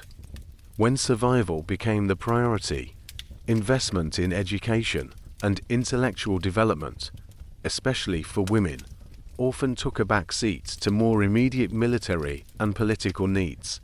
The question wasn't whether these changes would affect women's status and opportunities. It was how dramatically and how permanently the transformation would reshape Islamic civilization. The transformation didn't happen overnight, and it wasn't uniform across the Islamic world. Instead, change unfolded through a complex process of adaptation, resistance, and gradual institutional evolution that took place over several centuries and varied dramatically by region and local circumstances. In some areas, the collapse of centralized authority actually created new opportunities for female leadership. When established male political hierarchies were disrupted by conquest or internal conflict, women sometimes stepped into power vacuums out of sheer necessity. Razia Sultana's assumption of the Delhi Sultanate in 1236 was possible partly because the existing political order was unstable enough to accept radical solutions to succession crises. The resistance to change often came from unexpected quarters. In many cases, it was women themselves who advocated for maintaining traditional practices and institutions that had served them well during the Golden Age. Female scholars who had achieved recognition under the old ijazas system weren't eager to see it replaced by new educational structures that might be less accommodating to women's participation. Educational institutions adapted in various ways to changing circumstances. Some madrasas became more restrictive, limiting women's access to formal education and scholarly credentials. Others developed parallel systems that maintained women's educational opportunities while accommodating new social and political pressures. Still others simply collapsed entirely, leaving gaps that wouldn't be filled for generations. The process was complicated by the fact that Islamic societies were becoming more internally diverse and politically fragmented. What happened in Mamluk Egypt was different from developments in Ottoman Turkey, which differed again from changes in Moorish Spain or the various successor states in Central Asia. Women's experiences during this transitional period varied enormously depending on where they lived and which local authorities they had to navigate. Some regions actually saw expansions in women's roles during certain periods. The Ottoman Empire, for instance, developed the institution of the valid sultan, the mother of the reigning sultan, who often exercised significant political authority.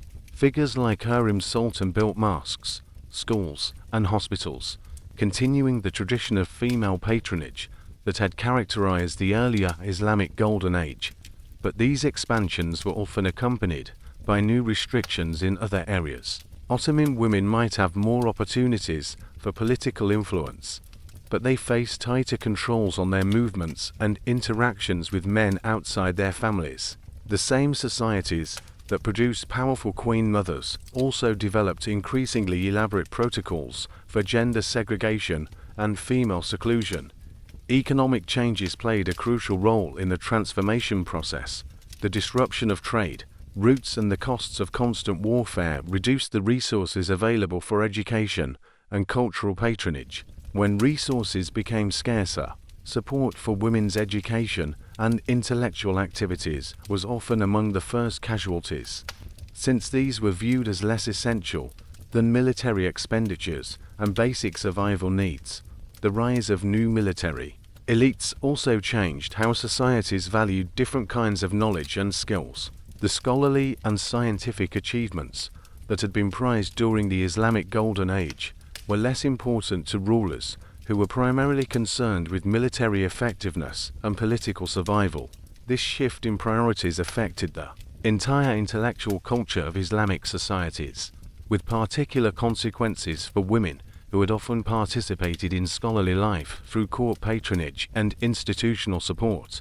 Religious and legal developments added another layer of complexity to the change process. Some Islamic legal scholars responded to external pressures by advocating stricter interpretations of gender roles and women's capabilities. They argued that maintaining traditional distinctions between male and female spheres was essential for preserving Islamic identity in the face of foreign conquest and cultural disruption.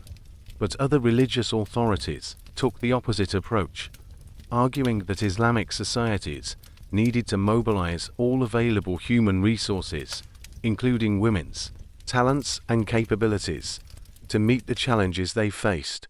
This led to ongoing theological and legal debates about the proper role of women that continued for centuries and were never definitively resolved. Perhaps most significantly, the process of change involved a gradual shift from institutional to informal modes of women's intellectual and social participation.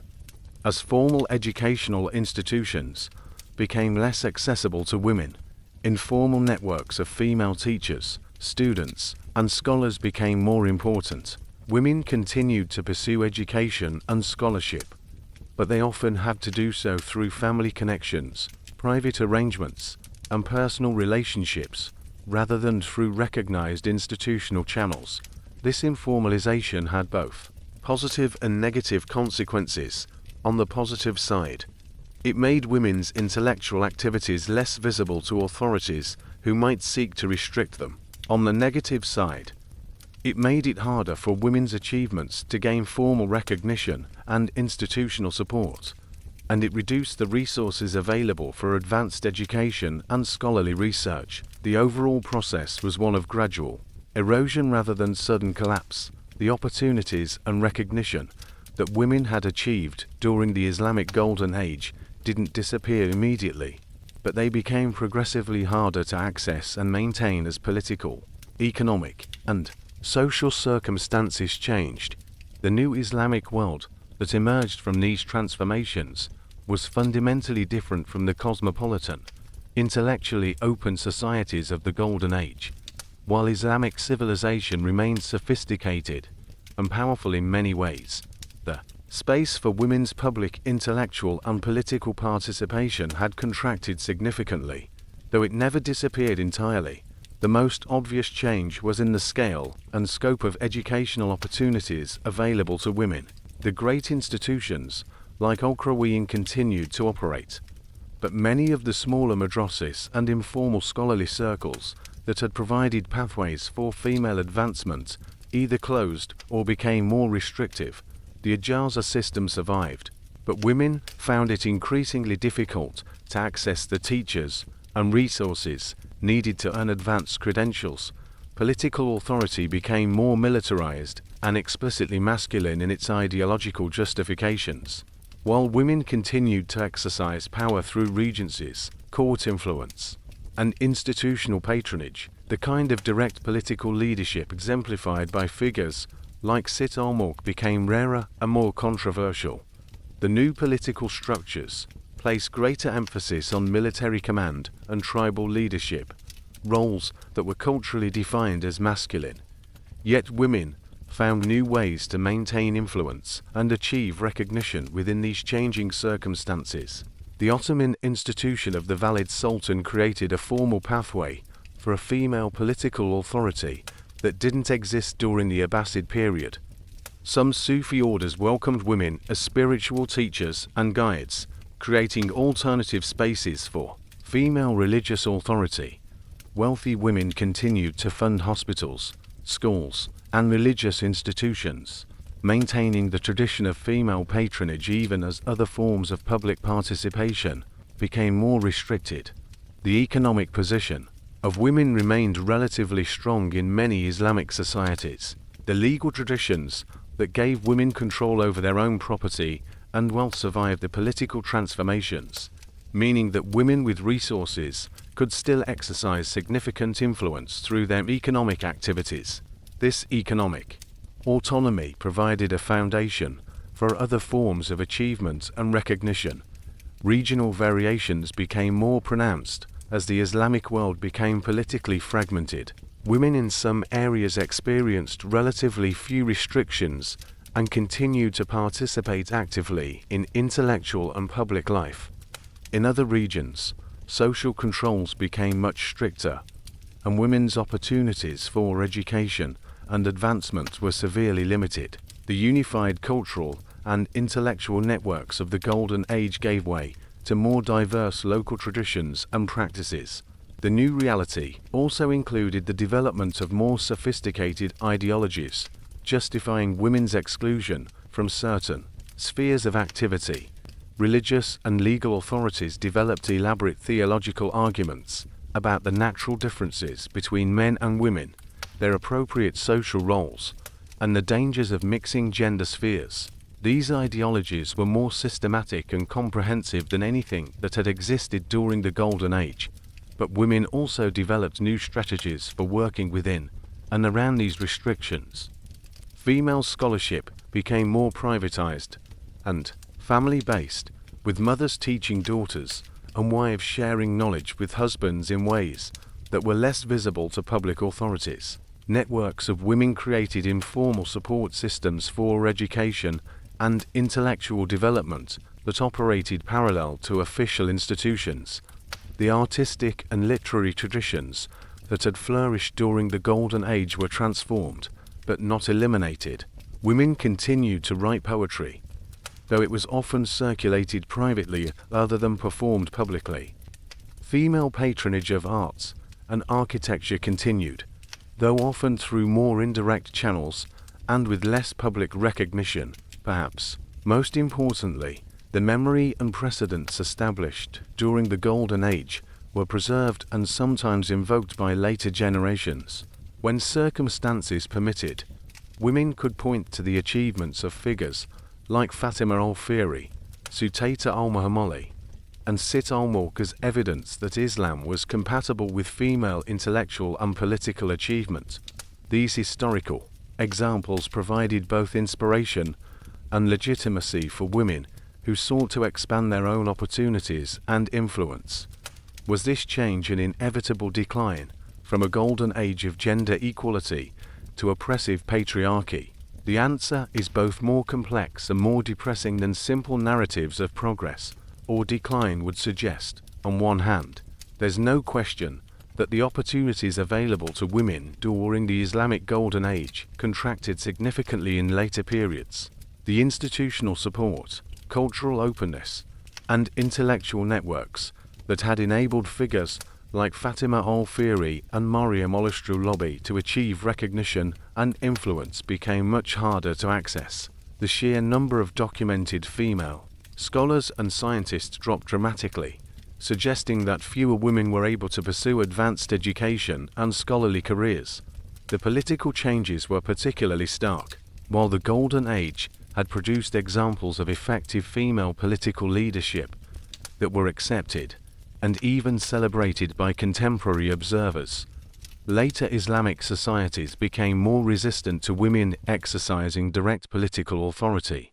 The elaborate ideological justifications for male political dominance that developed during this period had no real equivalent in earlier Islamic thought, but it would be simplistic to characterize these changes as purely negative or to assume that women became powerless in later Islamic societies.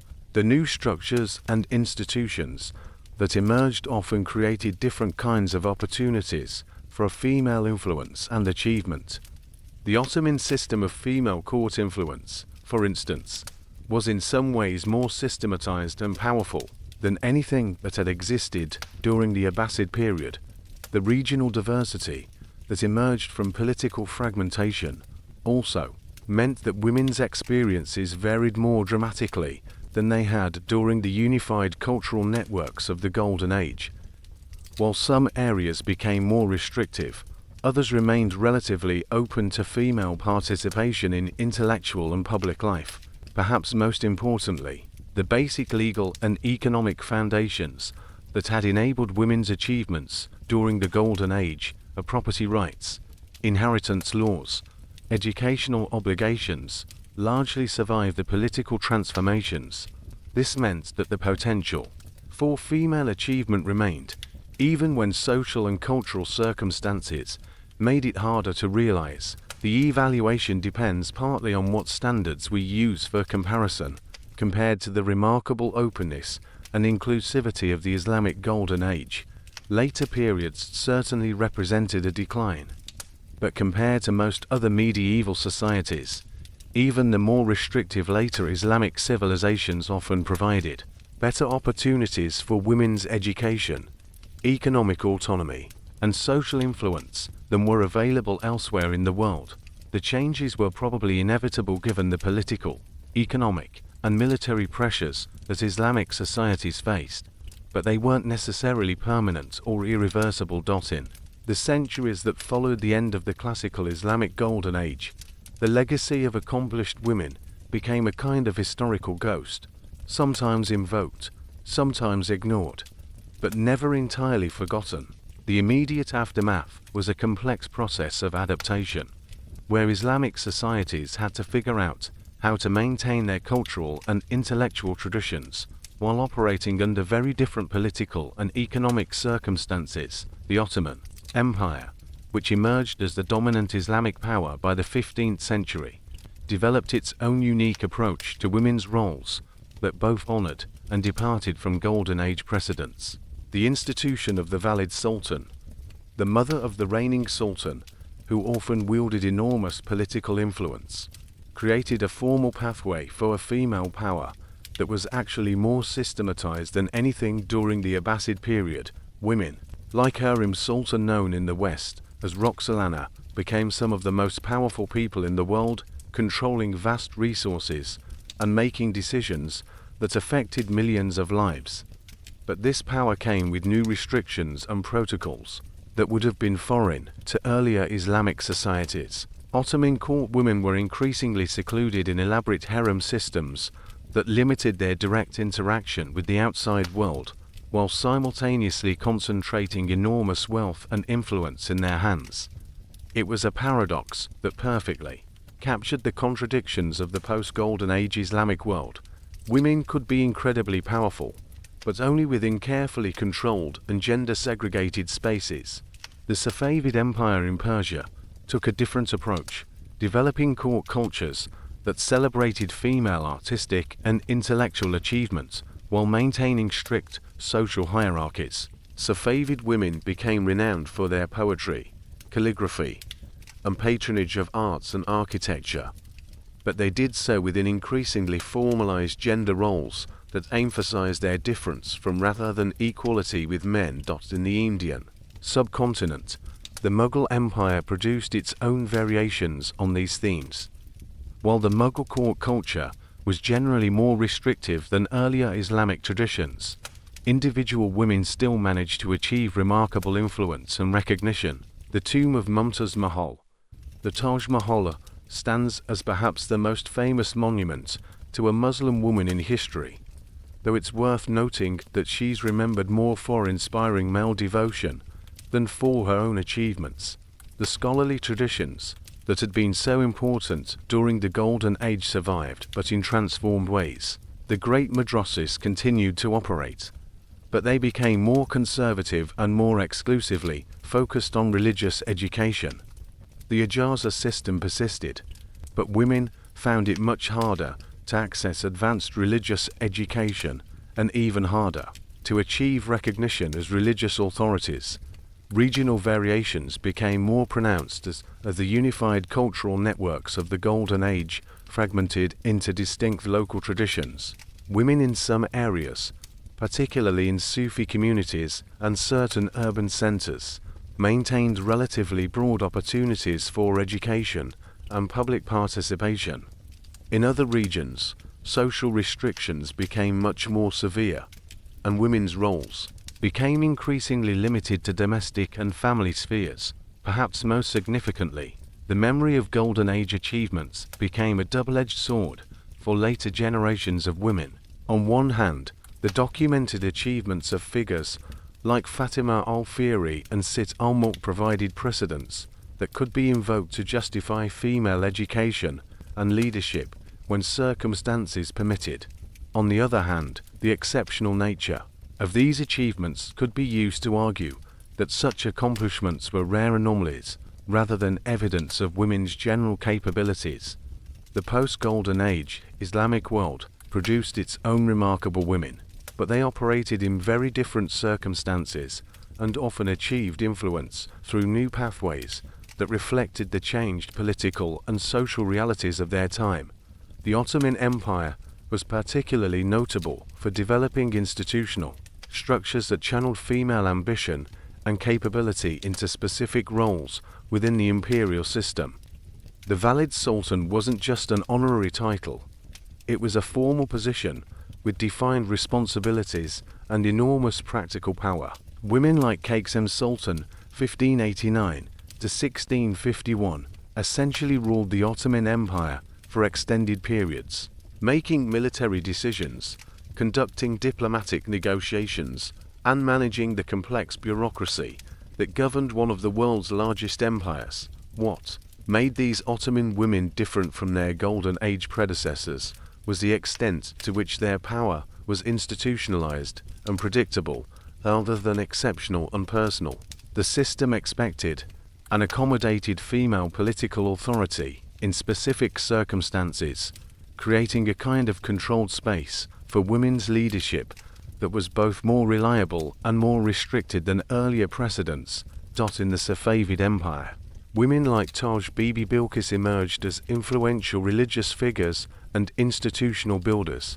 She founded important religious complexes and educational institutions, continuing the tradition of female patronage, but within the specifically Shia context that defined Safavid culture. These women had to navigate not just gender expectations, but also the sectarian divisions that increasingly characterized the Islamic world. The Mughal Empire produced women who achieved influence through different combinations of family connections, personal charisma, and institutional positions. Jahanara Begum, the daughter of Shah Jahan and Mumtaz Mahal, became a significant patron of architecture and Sufi spirituality. Her influence was both more limited and more visible than that of earlier Islamic women.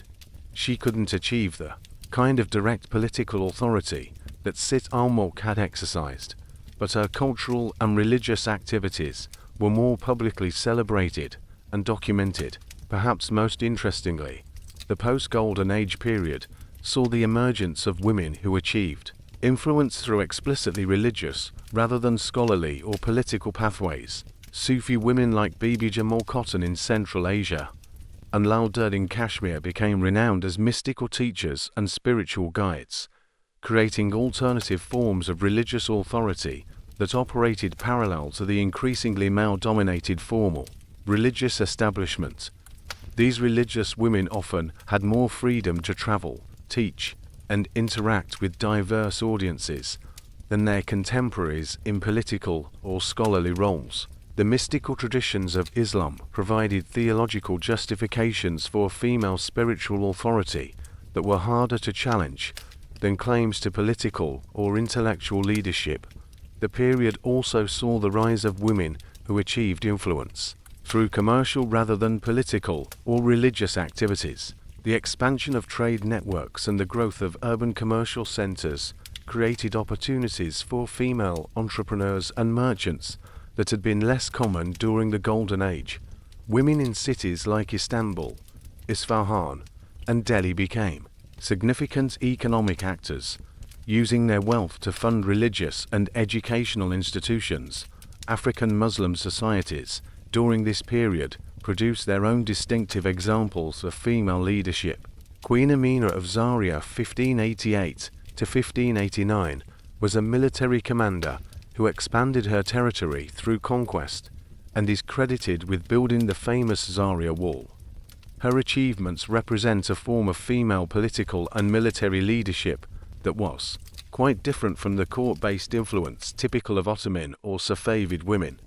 These new players operated within constraints that their Golden Age predecessors hadn't faced, but they also had access to resources and institutional structures that earlier women couldn't have imagined. The challenge was figuring out how to achieve meaningful influence and recognition within systems that were simultaneously more sophisticated and more restrictive than those of the earlier Islamic Golden Age. But some problems persisted, and in many cases actually became more entrenched as Islamic societies developed more systematic ideologies about gender differences and social organization. The very success of institutional innovations, like the Ottoman harem system, created new forms of constraint that were arguably more limiting than the informal restrictions of the Golden Age. The theological and legal frameworks that had been relatively flexible during the early Islamic period became increasingly rigid and systematic.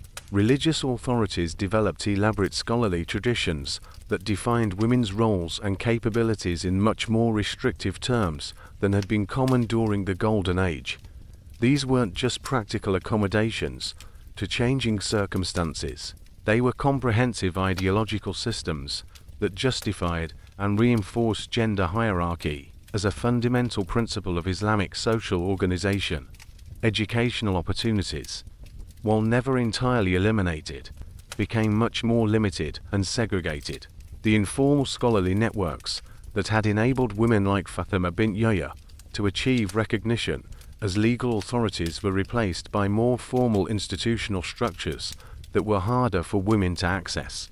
The madrasas that continued to welcome female students often provided education that was qualitatively different from what was available to men, focusing on religious and domestic rather than intellectual and professional training.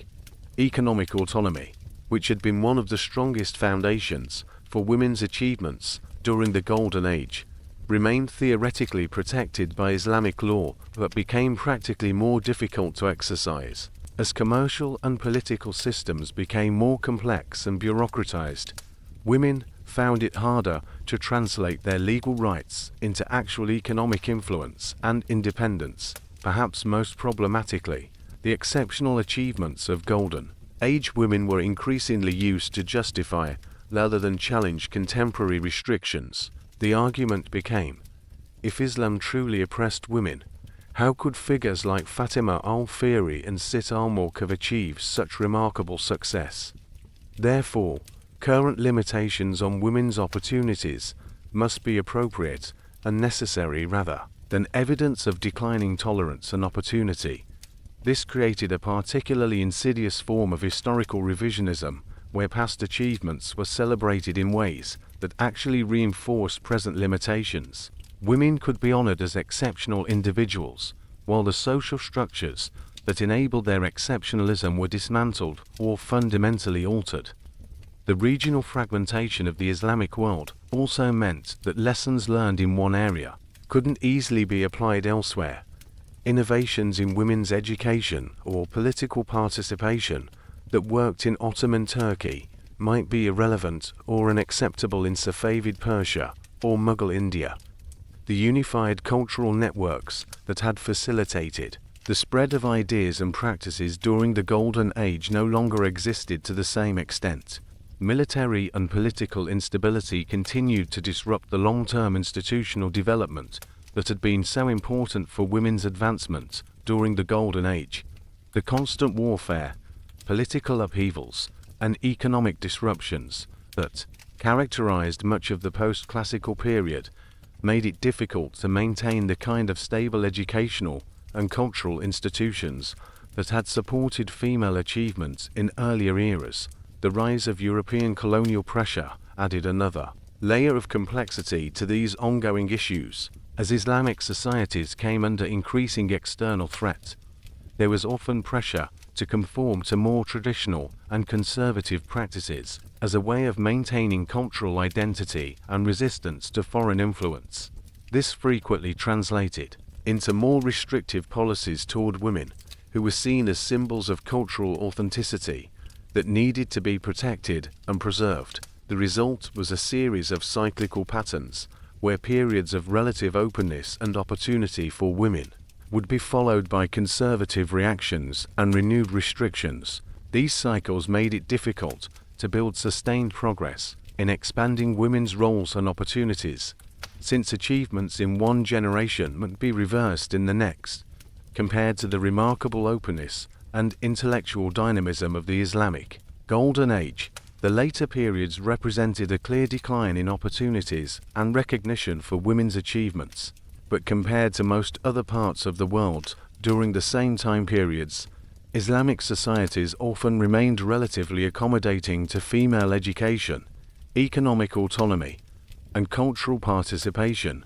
The contrast with contemporary European societies is particularly striking. While Islamic women were losing some of the opportunities they had enjoyed during the Golden Age, European women were operating under legal and social systems that provided much more limited rights and opportunities. The common law tradition that developed in England, for instance, gave married women virtually no legal identity separate from their husbands, while Islamic law continued to recognize women's independent property rights and economic autonomy.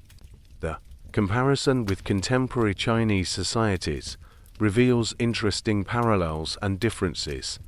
Chinese women during the Ming and Qing dynasties faced increasing restrictions under Neo-Confucian ideologies that emphasized female subordination and domestic roles, but Chinese women also maintained important economic and cultural roles, particularly in wealthy merchant families and in certain regional traditions that valued female education and artistic achievement. What was unique about the Islamic world during this period was the way historical precedents from the Golden Age continued to influence contemporary debates and possibilities. The documented achievements of earlier Islamic women provided a resource for later generations that had no real equivalent in other cultural traditions. European women couldn't point to medieval precedents for a female university founders or political leaders. Chinese women couldn't invoke religious traditions that explicitly encouraged female education and scholarship. This historical legacy was both an advantage and a limitation. It provided theological and cultural justifications for women's capabilities that could be invoked when circumstances permitted, but it also created expectations that women should be grateful for whatever opportunities they were given. Since they had already achieved more recognition in Islamic societies than women received elsewhere, the comparative perspective also reveals how economic and political structures influenced women's opportunities across different societies. The commercial expansion that characterized early modern Islamic, Chinese, and European societies created new pathways for female economic participation, but the specific forms this took varied dramatically based on local legal traditions, family structures, and cultural values. Perhaps most significantly, the comparison highlights how the relationship between religious ideology and women's status was more complex and variable than simple narratives of religious oppression or liberation would suggest. Islamic, Christian, Confucian, and other religious traditions all contained both resources for justifying female achievement and tools for restricting women's opportunities. The key variable was often how these religious resources were interpreted and applied in specific historical circumstances. The post-Golden Age Islamic world represents a case study in how societies can maintain formal commitments to gender equity, while developing practical structures that limit its realization. The legal and theological frameworks that had enabled women's achievements during the Golden Age remained largely intact, but the institutional and cultural mechanisms for translating those frameworks into actual opportunities became much more restrictive and limited. By the 18th and 19th centuries, signs pointed to another major transformation approaching the Islamic world, one that would be even more disruptive than the Mongol invasions had been centuries earlier. European colonial expansion was creating pressures that Islamic societies had never faced before, and the old strategies of adaptation and accommodation that had worked during previous crises were proving inadequate to meet these new challenges. The first warning signs were economic. European trading companies weren't just competing with Islamic merchants. They were systematically undermining the commercial networks that had sustained Islamic prosperity for centuries. The discovery of sea routes around Africa had reduced the importance of overland trade routes through Islamic territories. European manufacturing was producing goods that competed directly with traditional Islamic crafts and industries. The economic foundations that had supported the great libraries, madrasas, and court cultures of the Islamic world were being steadily eroded. Military indicators were equally ominous. European armies equipped with new firearms and artillery were proving superior to traditional Islamic military forces.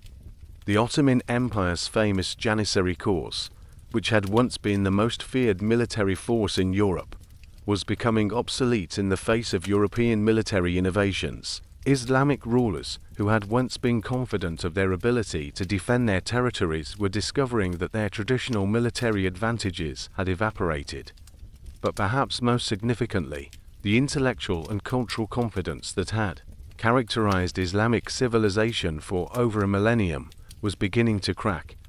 European scientific and technological achievements were becoming impossible to ignore or dismiss. The printing press, telescopes, improved navigation techniques, and new mathematical methods were demonstrating European intellectual superiority in ways that forced Islamic scholars to question their own traditions and assumptions. What key players could see versus what they missed reveals the complexity of this transitional moment. Some Islamic rulers and intellectuals recognized the magnitude of the challenge they faced and attempted to respond through military reforms, educational innovations, and technological adaptation.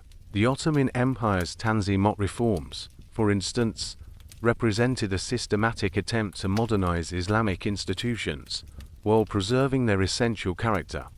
But many Islamic authorities failed to grasp how fundamental the transformation would be. They saw European expansion as just another military and political challenge that could be met through traditional means: military resistance, diplomatic accommodation, and cultural adaptation. They didn't understand that they were facing a civilizational shift that would ultimately challenge the basic assumptions on which Islamic societies had been organized for centuries. The resistance to inevitable change was particularly strong among religious authorities who viewed European ideas and practices as threats to Islamic identity and values.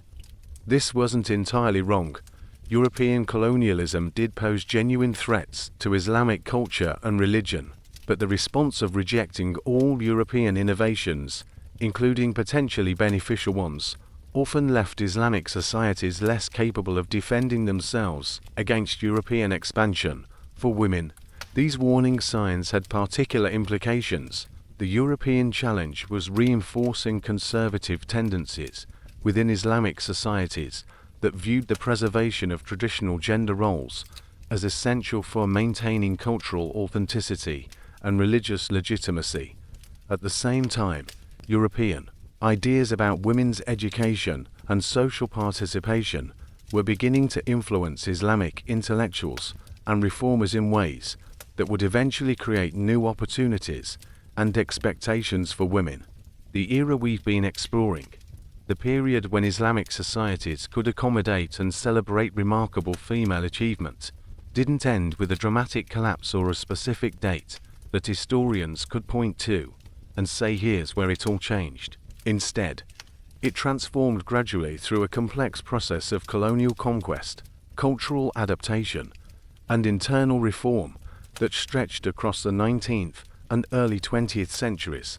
The most visible endpoint was probably the abolition of the Ottoman Caliphate in 1924, which marked the end of the last major Islamic empire that could claim continuity with the medieval Islamic world, but the real transformation had been happening for decades as European colonial powers systematically dismantled the political, economic, and educational structures that had sustained Islamic civilization. The British conquest of India eliminated the Mughal Empire, which had been one of the last great Islamic powers. The French colonization of North Africa disrupted the scholarly and religious networks that had connected Islamic communities across the Mediterranean.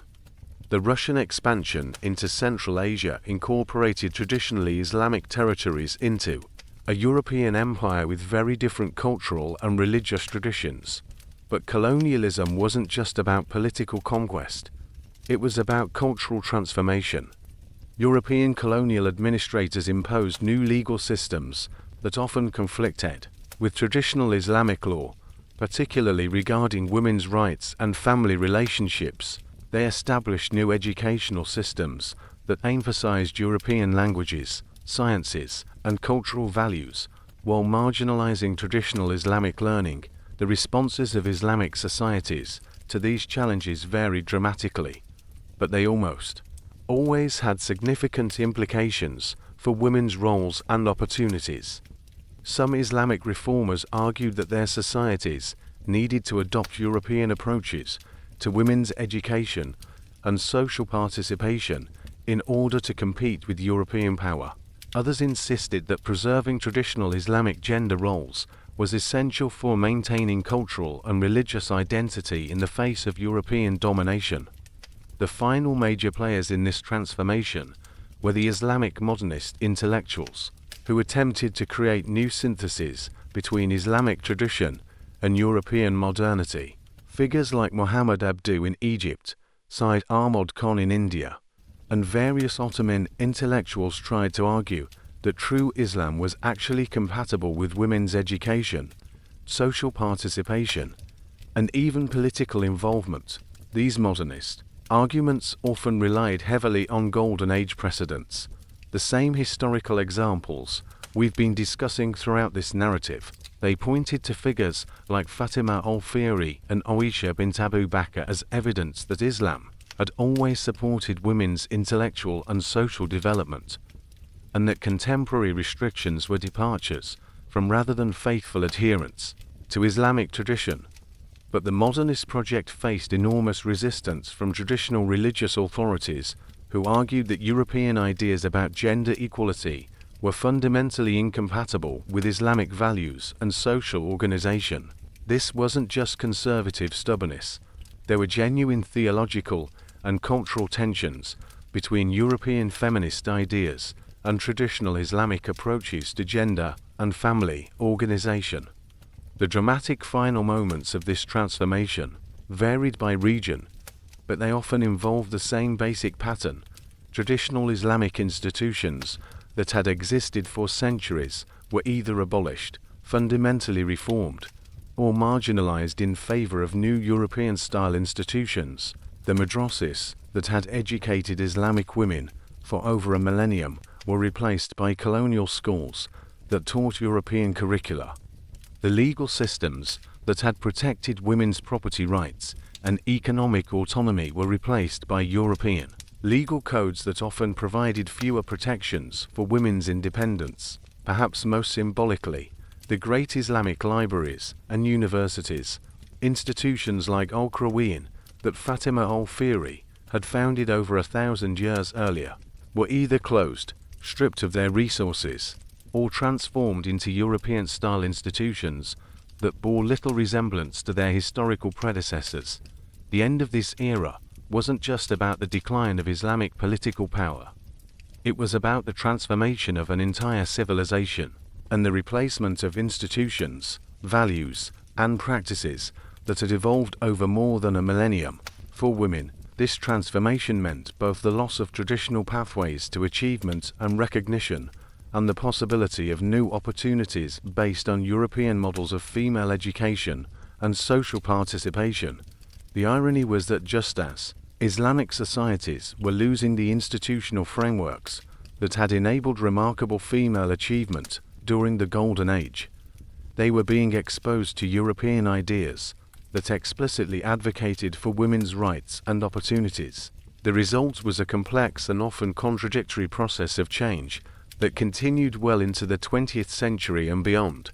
The fundamental reason this remarkable period of Islamic history came to an end was that the political, economic, and intellectual foundations that had made it possible were systematically undermined by forces that Islamic societies couldn't effectively resist or adapt to. This wasn't inevitable. History could have unfolded differently, but once certain processes were set in motion, they created cascading effects that became increasingly difficult to reverse. The economic factors were probably the most important. Islamic societies had prospered during the Golden Age partly because they controlled the trade routes connecting Asia, Africa, and Europe. The wealth generated by this commercial dominance had funded the educational institutions, court cultures, and intellectual networks that made female achievement possible and visible. When European maritime expansion created alternative trade routes, and European manufacturing began competing with Islamic crafts and industries, this economic foundation gradually eroded. The loss of economic dominance had direct consequences for women's opportunities. The wealthy families that had traditionally funded female education found their resources reduced. The courts that had employed female scholars, astronomers, and administrators had fewer resources available for cultural patronage. The institutional structures that had supported women's intellectual and social participation became financially unsustainable. Military factors compounded these economic pressures.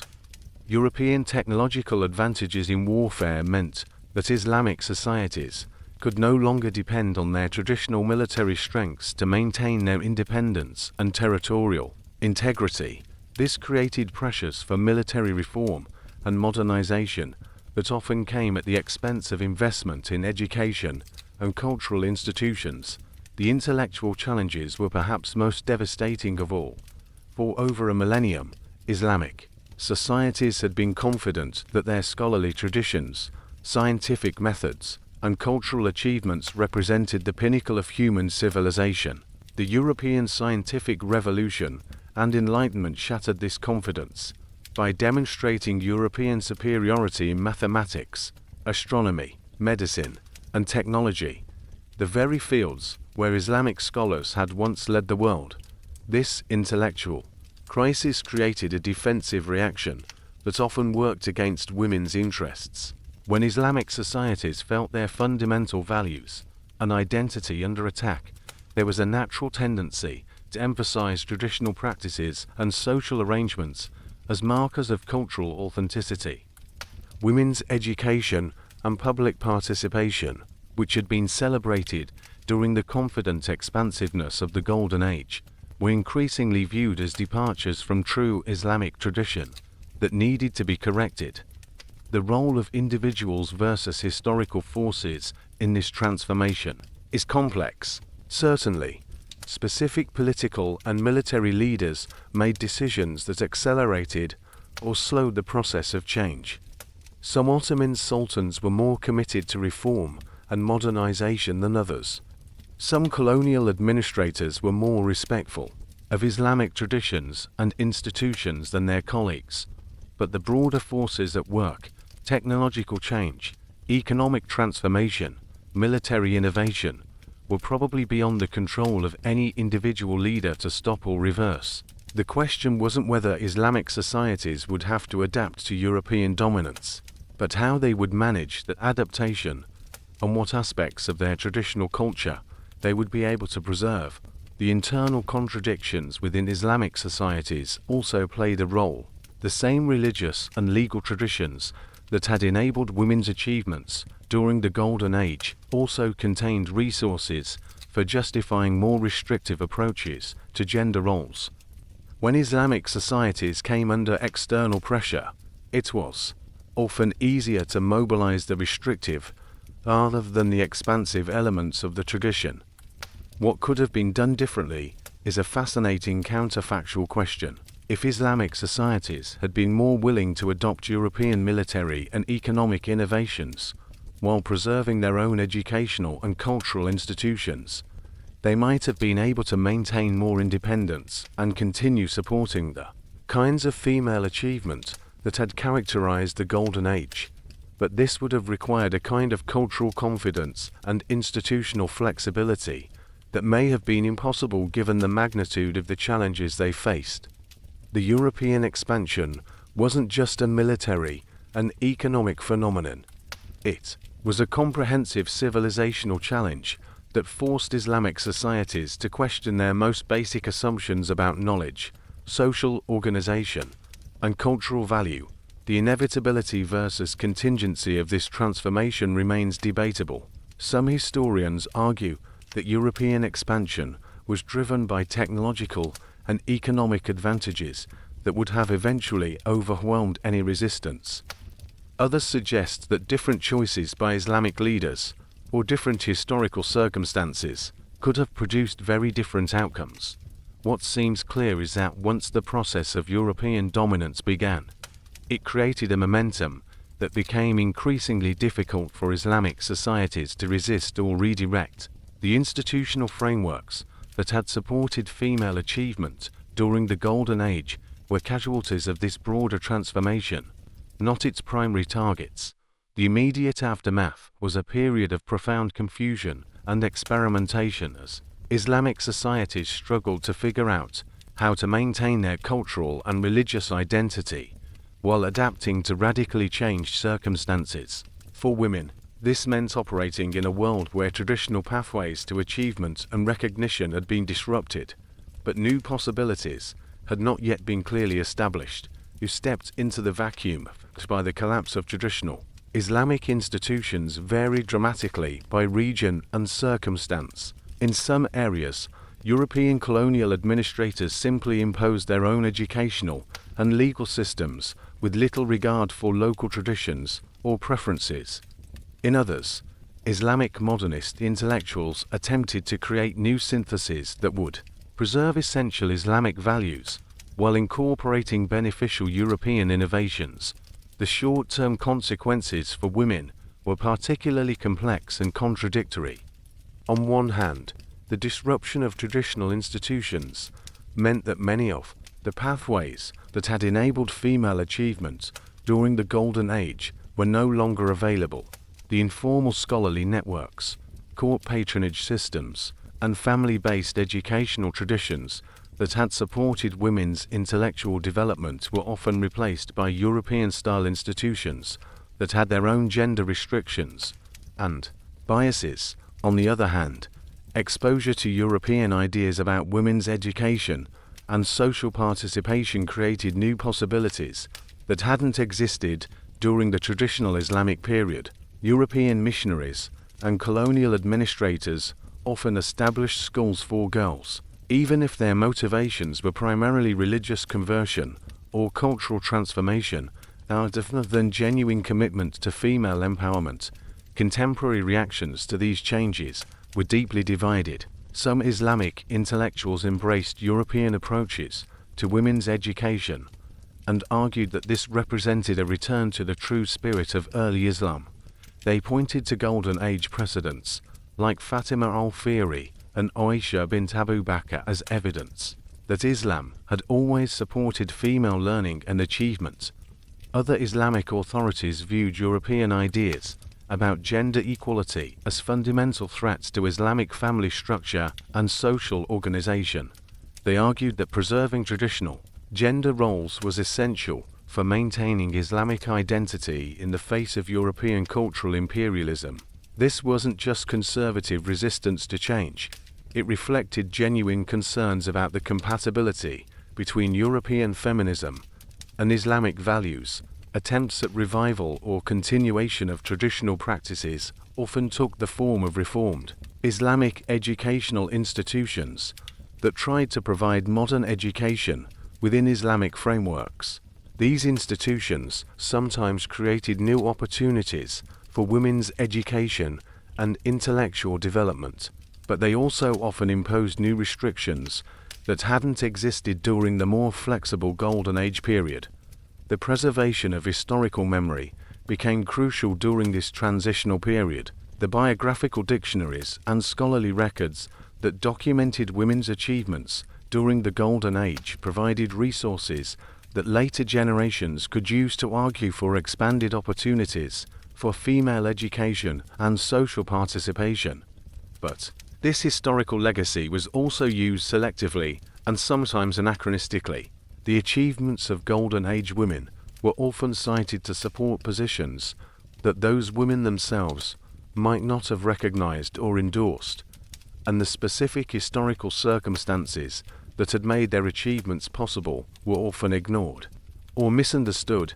The legacy of women's achievements during the Islamic Golden Age shaped later developments in ways that are still influencing contemporary debates about gender, religion, and social organization.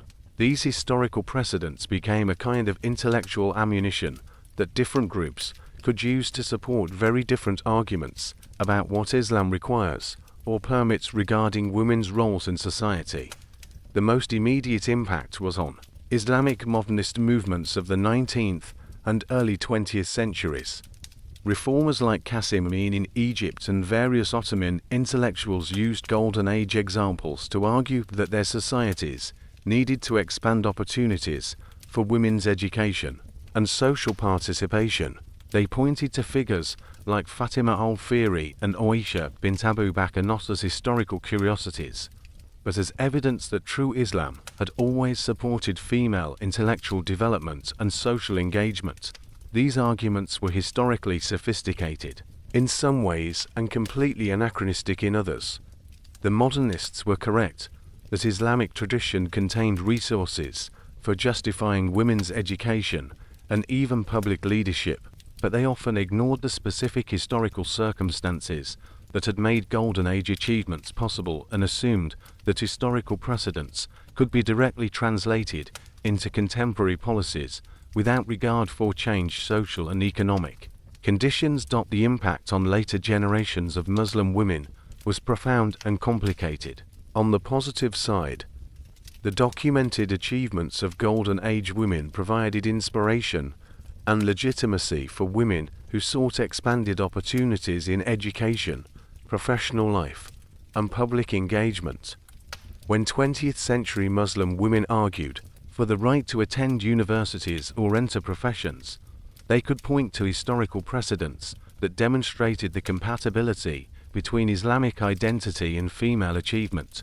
But the legacy also created some problematic expectations and limitations.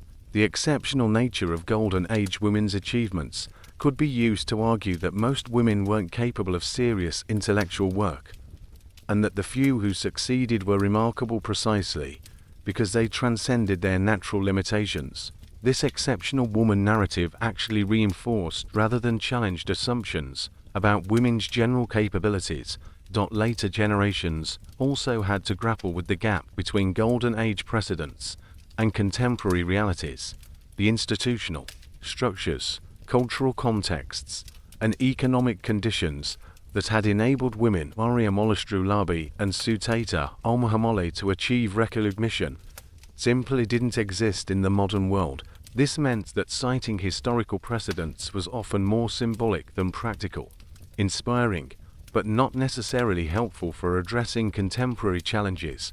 The influence on Islamic legal and theological thinking was equally complex. The biographical traditions that documented women's scholarly achievements during the Golden Age became part of the canonical Islamic historical record, making it difficult for later religious authorities to argue that Islam inherently prohibited female education or scholarship. But these same authorities could argue that changed circumstances made it impractical or inappropriate to revive Golden Age practices in contemporary settings. Perhaps most significantly, the Golden Age legacy influenced how Islamic societies responded to European colonial pressures and post-colonial modernization efforts. When European critics argued that Islam was inherently oppressive to women, Islamic intellectuals could point to historical examples that demonstrated the falseness of these generalizations. But when Islamic reformers argued for expanding women's opportunities, Conservative opponents could argue that European influence was corrupting authentic Islamic traditions. The myths versus realities that developed around Golden Age women also shaped later historical understanding. Figures like Fatima al-Fihri acquired almost legendary status as the founder of the world's first university. Even though the historical reality was more complex and the modern concept of a university didn't really apply to medieval educational institutions, these mythologized versions of history were often more influential than the actual historical record in shaping contemporary debates and expectations. The academic study of Islamic women's history was itself influenced by these legacies. Early scholars often approached the topic with agendas shaped by contemporary political and social concerns rather than genuine historical curiosity. Some wanted to prove that Islam was progressive and egalitarian. Others wanted to demonstrate that Islamic societies had always oppressed women. The Golden Age evidence could be marshaled to support either argument, depending on how it was selected and interpreted. Today, we can see echoes of Islamic Golden Age patterns in contemporary debates about women's education, professional participation, and social roles throughout the Muslim world.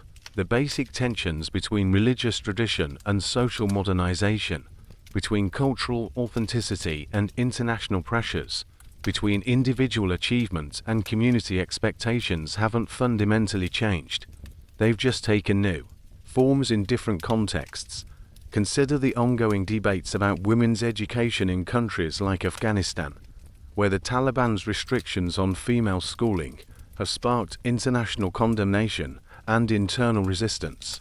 The arguments on both sides often invoke historical precedents from the Islamic Golden Age. Advocates for women's education point to figures like Fatima al-Fihri and the strong Islamic tradition of female scholarship. Opponents argue that contemporary educational systems are corrupted by foreign influences, and that traditional Islamic approaches to gender segregation are more authentic and appropriate. The pattern of women achieving recognition through institutional patronage and cultural contribution also has clear modern parallels.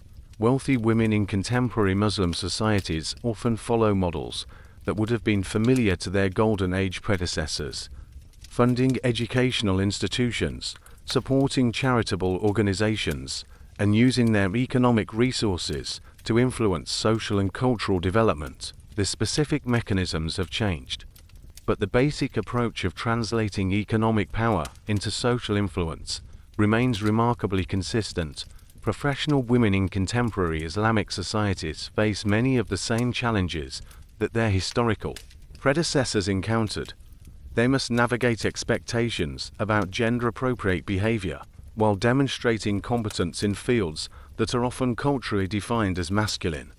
They must balance family responsibilities with professional ambitions in ways that their male colleagues rarely have to consider, and they must often work with informal or informal gender segregation systems that limit their direct interaction with male colleagues and superiors.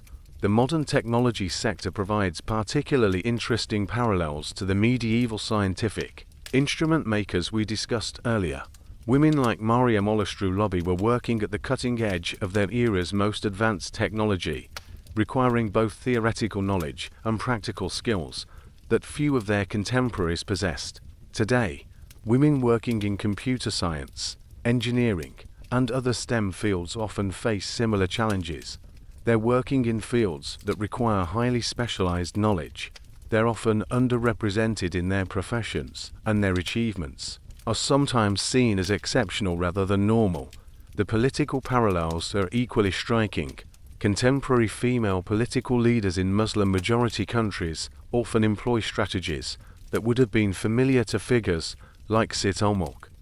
They exercise power through careful attention to cultural and religious sensitivities. They build coalitions that include both progressive and conservative supporters, and they often frame their leadership in terms of service to family and community rather than personal ambition. Educational institutions founded by women during the Golden Age have contemporary equivalents in the schools, universities, and research centers established by modern Muslim women. These institutions often serve similar functions, providing opportunities for female education and advancement, while operating within culturally appropriate frameworks that acknowledge religious and social expectations about gender roles. The tension between exceptional individual achievement and systemic change that characterized the Golden Age also persists in contemporary contexts. Modern Muslim societies regularly celebrate individual women who achieve recognition in business, politics, academia, or other fields. But this celebration doesn't necessarily translate into expanded opportunities for women more generally. The exceptional woman narrative remains powerful and problematic in contemporary contexts, just as it was historically. International pressures and cross-cultural influences also create parallels between historical and contemporary situations. Just as Golden Age Islamic societies had to navigate relationships with Byzantine, Persian, and other neighboring civilizations, contemporary Muslim societies must respond to international expectations about women's rights while maintaining their own cultural and religious identities. Social media and global communications have created new possibilities for women's participation in intellectual and cultural life that echo some of the informal scholarly networks that existed during the Golden Age. Women who might not have access to formal educational or professional opportunities can still participate in online discussions, contribute to intellectual debates, and build networks of support and collaboration that transcend geographic and institutional boundaries.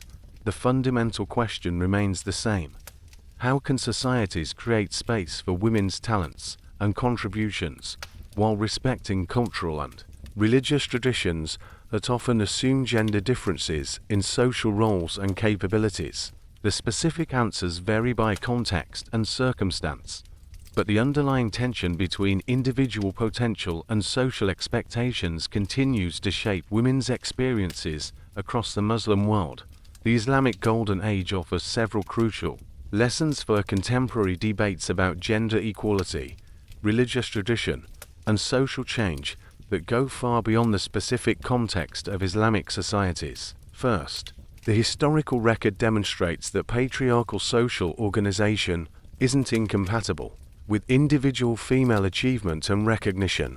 The societies that produced figures like Fatima al-Fihri, Sutaita al-Muhammali, and Sit al-Mulk were certainly not gender egalitarian in the modern sense, but they created institutional and cultural spaces where exceptional women could flourish and gain recognition. This suggests that social change doesn't require complete transformation of existing systems before any progress is possible.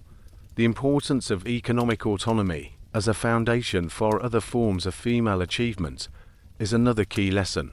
Almost all of the remarkable women we've discussed had access to significant economic resources, either through inheritance, marriage, professional earnings, or patronage relationships. This economic foundation enabled them to pursue education, fund institutions, and exercise influence in ways that wouldn't have been possible without financial independence. The role of institutional flexibility in accommodating individual talent, regardless of its source, is equally important. The Islamic ijazas system, court patronage networks, and informal scholarly traditions were successful partly because they evaluated competence and achievement rather than just social background or demographic characteristics. Modern institutions could benefit from similar approaches to identifying and developing talent. Perhaps most significantly, the Golden Age experience demonstrates that religious traditions are more complex and flexible than either their defenders or critics often acknowledge. The same Islamic tradition that conservatives cite to justify restrictions on women's roles also produced theological and legal frameworks that enabled remarkable female achievements. This suggests that debates about religion and gender equality often involve choices about which aspects of religious tradition to emphasize, rather than fundamental incompatibilities between religious faith and women's advancement, the historical experience also offers warnings about the fragility of social progress and the importance of institutional foundations for sustaining change. The opportunities available to women during the Islamic Golden Age contracted dramatically when the political, economic, and intellectual structures that supported them were disrupted. This suggests that individual achievements, while inspiring, aren't sufficient to create lasting social change without supportive institutional frameworks. The relationship between cultural confidence and openness to diversity provides another important lesson.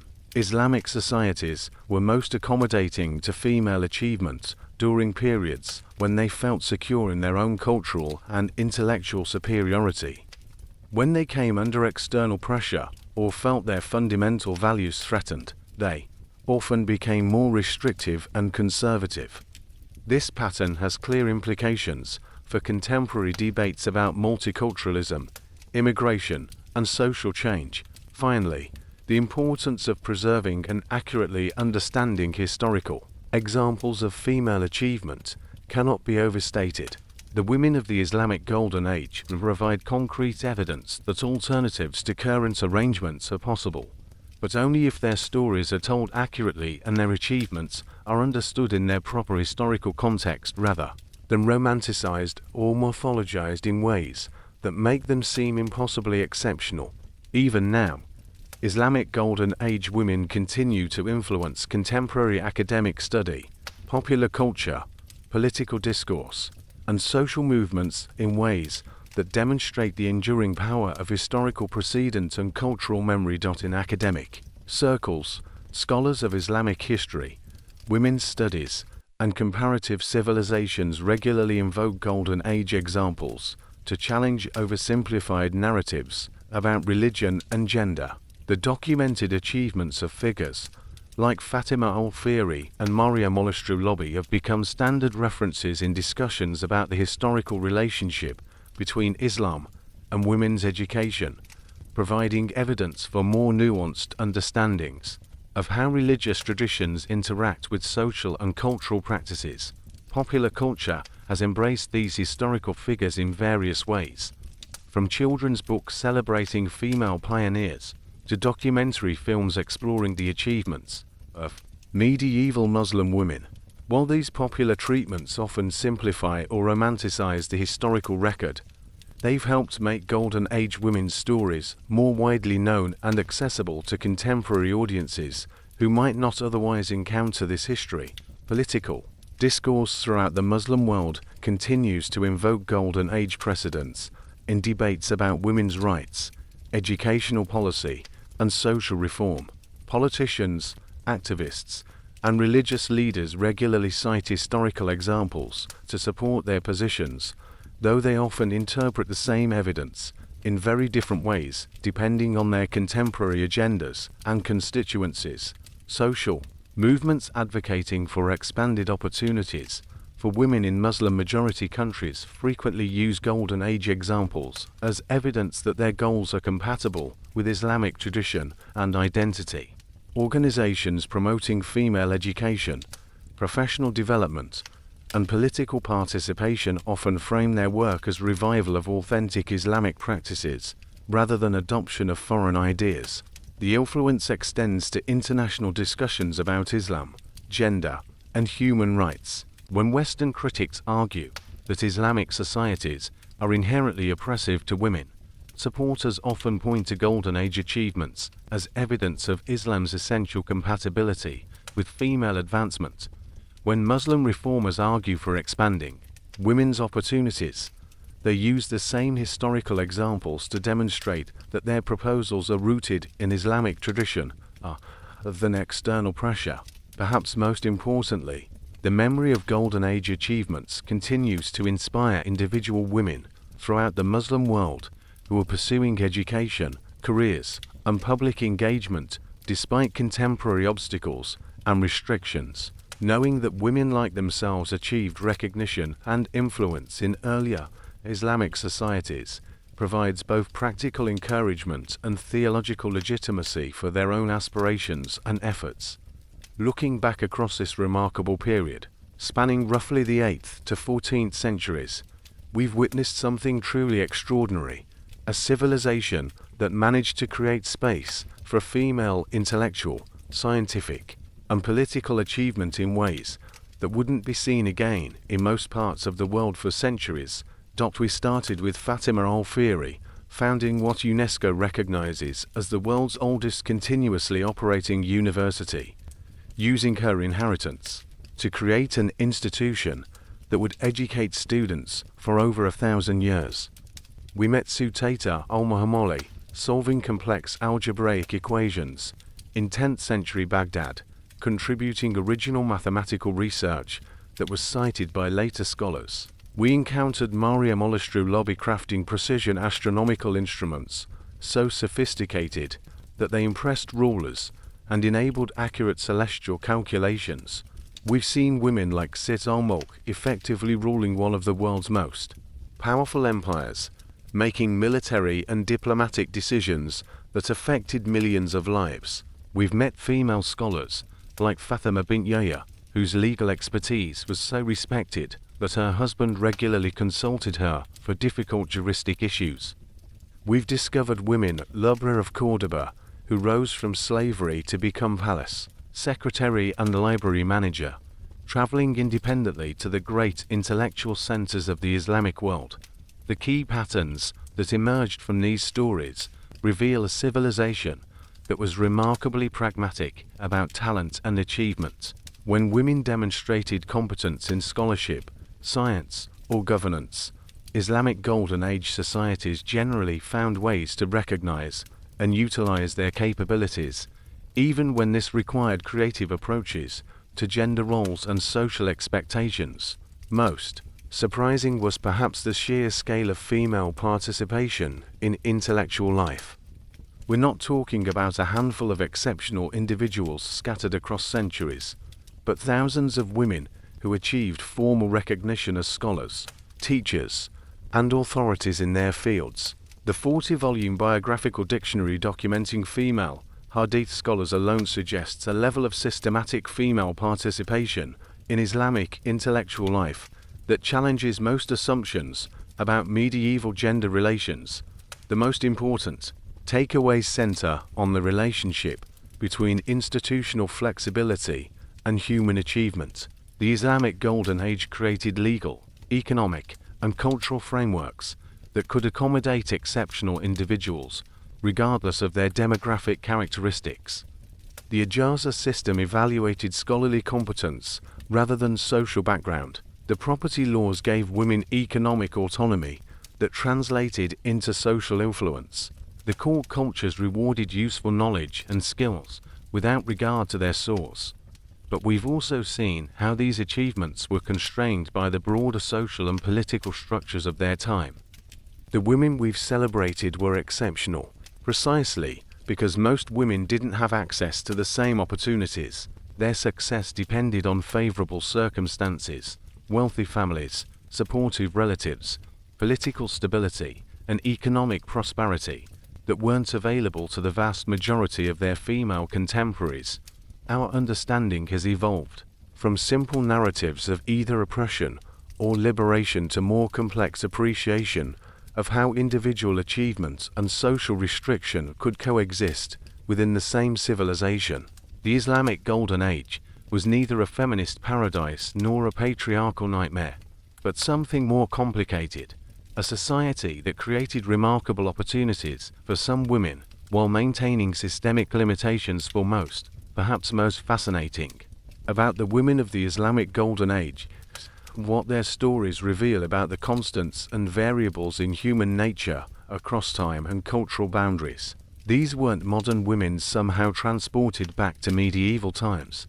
They were products of their own era, who nonetheless demonstrated capabilities and ambitions that feel remarkably contemporary. What stays constant across the centuries is the basic human drive for achievement, recognition, and meaningful contribution to one's community. Fatima al-Fihri's determination to use her inheritance to create lasting educational institutions reflects the same impulse that motivates contemporary philanthropists and social entrepreneurs. Mariam al-Astrolabi's dedication to mastering complex mathematical and technical skills demonstrates the same intellectual curiosity that drives modern scientists and engineers. The political ambitions and strategic thinking displayed by figures like Sit al-Mulk and al-Khayzuran reveal that the desire for power and influence, and the intelligence required to achieve and maintain them, aren't limited by gender or historical period. These women understood coalition building, resource management, and strategic planning in ways that would be instantly recognizable to modern political leaders. What changes is how these universal human characteristics get expressed within different social and cultural contexts.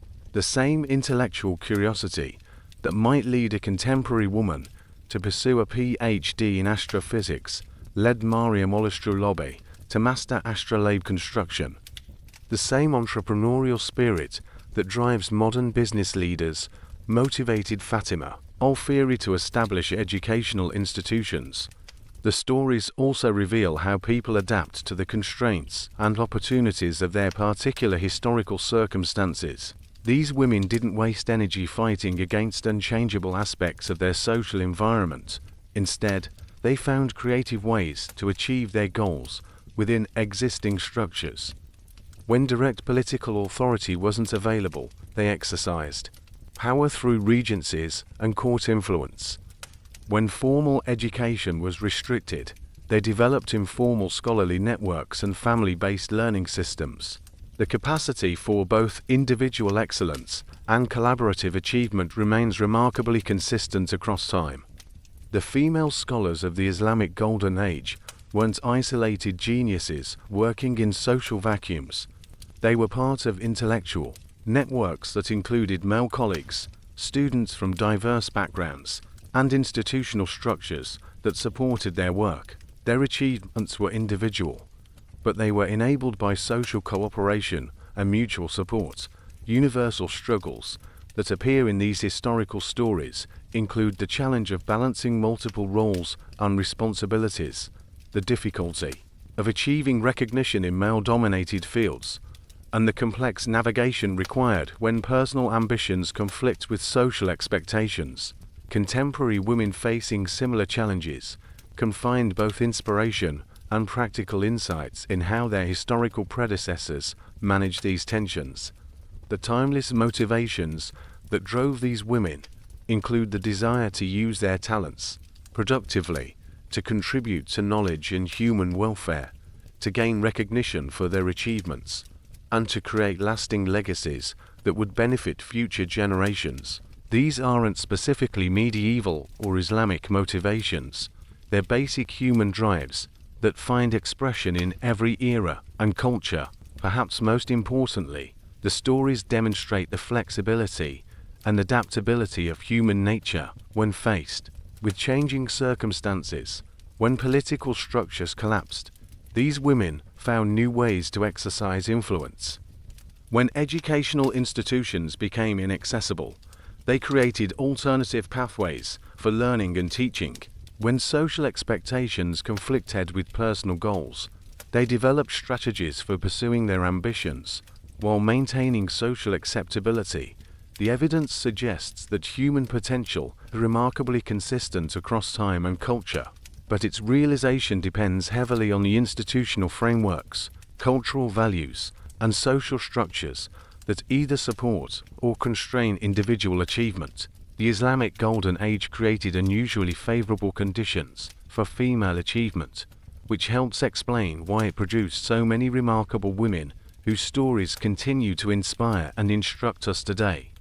Let me leave you with one final story that encapsulates everything we've discovered about women in the Islamic Golden Age, the tale of Princess Gefher Nesib Sultan, whose life and death beautifully illustrate the complexity, contradictions, and ultimate humanity of this remarkable period in history. Princess Gefher was a 13th century princess of the Sultanate of Rum, daughter of Kilyoslam II and sister of Khusro I. She lived at a time when the Islamic Golden Age was beginning to face the pressures that would eventually transform it. but when the traditions of female patronage and institutional building were still strong and vibrant. What makes her story particularly poignant is how it reveals the intersection of personal mortality and public legacy that characterized so many of these remarkable women. Upon her deathbed, and we don't know what illness or circumstance brought her there, only that she faced her own mortality with the kind of clear-eyed determination that seemed to characterize the women of her era. She made a decision that would benefit thousands of people for centuries to come. She requested that a hospital be built in her memory, with the specific requirement that the sick be treated with no charge regardless of their social status, religious background, or ability to pay. This wasn't just charitable impulse. It was social engineering on a grand scale, the creation of an institution that would embody the cosmopolitan, inclusive values that had made the Islamic Golden Age so remarkable. Her brother Kai Khusraw carried out her last request with the kind of attention to detail that suggests he understood the importance of what she had envisioned. Construction began in 1204, just before her death, and the hospital opened in 1206. But this wasn't just a medical facility. It was a complex that included an adjoining madrasah devoted primarily to medical studies and research, and a mosque that served the spiritual needs of patients, staff, and the surrounding community. The Princess Gevher Nesib Medical Complex in Kayseri, Turkey, became one of the most advanced medical institutions of its time. The hospital treated patients with methods that combined traditional Islamic medical knowledge with innovations borrowed from Byzantine, Persian, and other medical traditions. The madrasah trained physicians who carried their knowledge throughout the Islamic world and beyond. The mosque provided a center for religious and community life that connected the medical complex to the broader social fabric of the city. What this story reveals about the broader themes we've explored is how these women thought about legacy and social responsibility. Princess Gevher could have used her resources for personal comfort or family aggrandizement. Instead, she chose to create something that would serve the public good long after her own death. Her approach to institutional building was both practical and visionary, addressing immediate medical needs while creating educational infrastructure that would advance medical knowledge for generations. The story also illustrates the collaborative nature of many women's achievements during this period. Princess Gevher conceived and funded the project, but its realization required cooperation from her brother, architects, physicians, religious authorities, and countless other individuals who shared her vision of what the complex could become. Most importantly, her story connects personal agency with social impact in ways that demonstrate how individual women could shape their societies even within the constraints of medieval political and social structures. She couldn't rule directly or command armies, but she could create institutions that would heal the sick, advance medical knowledge, and serve as models for similar projects throughout the Islamic world. The Princess Gevher Nesib Medical Complex still stands today, nearly 800 years after her death, a physical reminder of what visionary women could accomplish when they had access to resources and the institutional frameworks to realize their ambitions. In the end, the story of women in the Islamic Golden Age reminds us that history is far more complex, surprising, and instructive than the simplified narratives we often encounter in contemporary debates about religion, gender, and cultural difference. These weren't modern feminists somehow transported back to medieval times, nor were they passive victims of patriarchal oppression. They were products of their own era, who nonetheless managed to achieve remarkable things within the constraints and opportunities available to them. Their achievements illuminate both the possibilities and the limitations that defined women's lives during one of the most intellectually dynamic periods in human history. The connection to modern life is both inspiring and sobering. Inspiring, because these women demonstrated that barriers to female achievement aren't insurmountable. With sufficient talent, determination, and favorable circumstances, individual women can transcend social expectations and create lasting legacies. Sobering because their stories also reveal how much individual achievement depends on broader social, economic, and political structures that either support or constrain human potential. What we should remember from their example is that social change is possible, but never inevitable, that individual excellence can flourish even within imperfect systems, and that the relationship between religious tradition and social progress is far more complex than either defenders or critics of religion often acknowledge. How history informs. The present becomes clear when we recognize that the same basic tensions these women navigated, between individual ambition and social expectations, between cultural tradition and social innovation, between personal achievement and community responsibility, continue to shape women's experiences throughout the world today.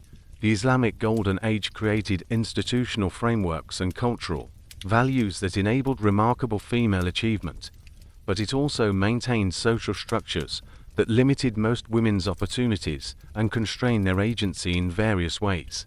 This pattern of simultaneous opportunity and restriction, of individual success within systemic limitation, remains familiar to women in many contemporary contexts. Perhaps the most important lesson that human potential is remarkably consistent across time and culture, but its realization depends heavily on the social institutions, cultural values, and economic structures that either nurture or constrain individual development. The women of the Islamic Golden Age flourished not because they were exceptional as individuals, though many of them certainly were, but because they lived in a civilization that created space for their talents to develop and gain recognition.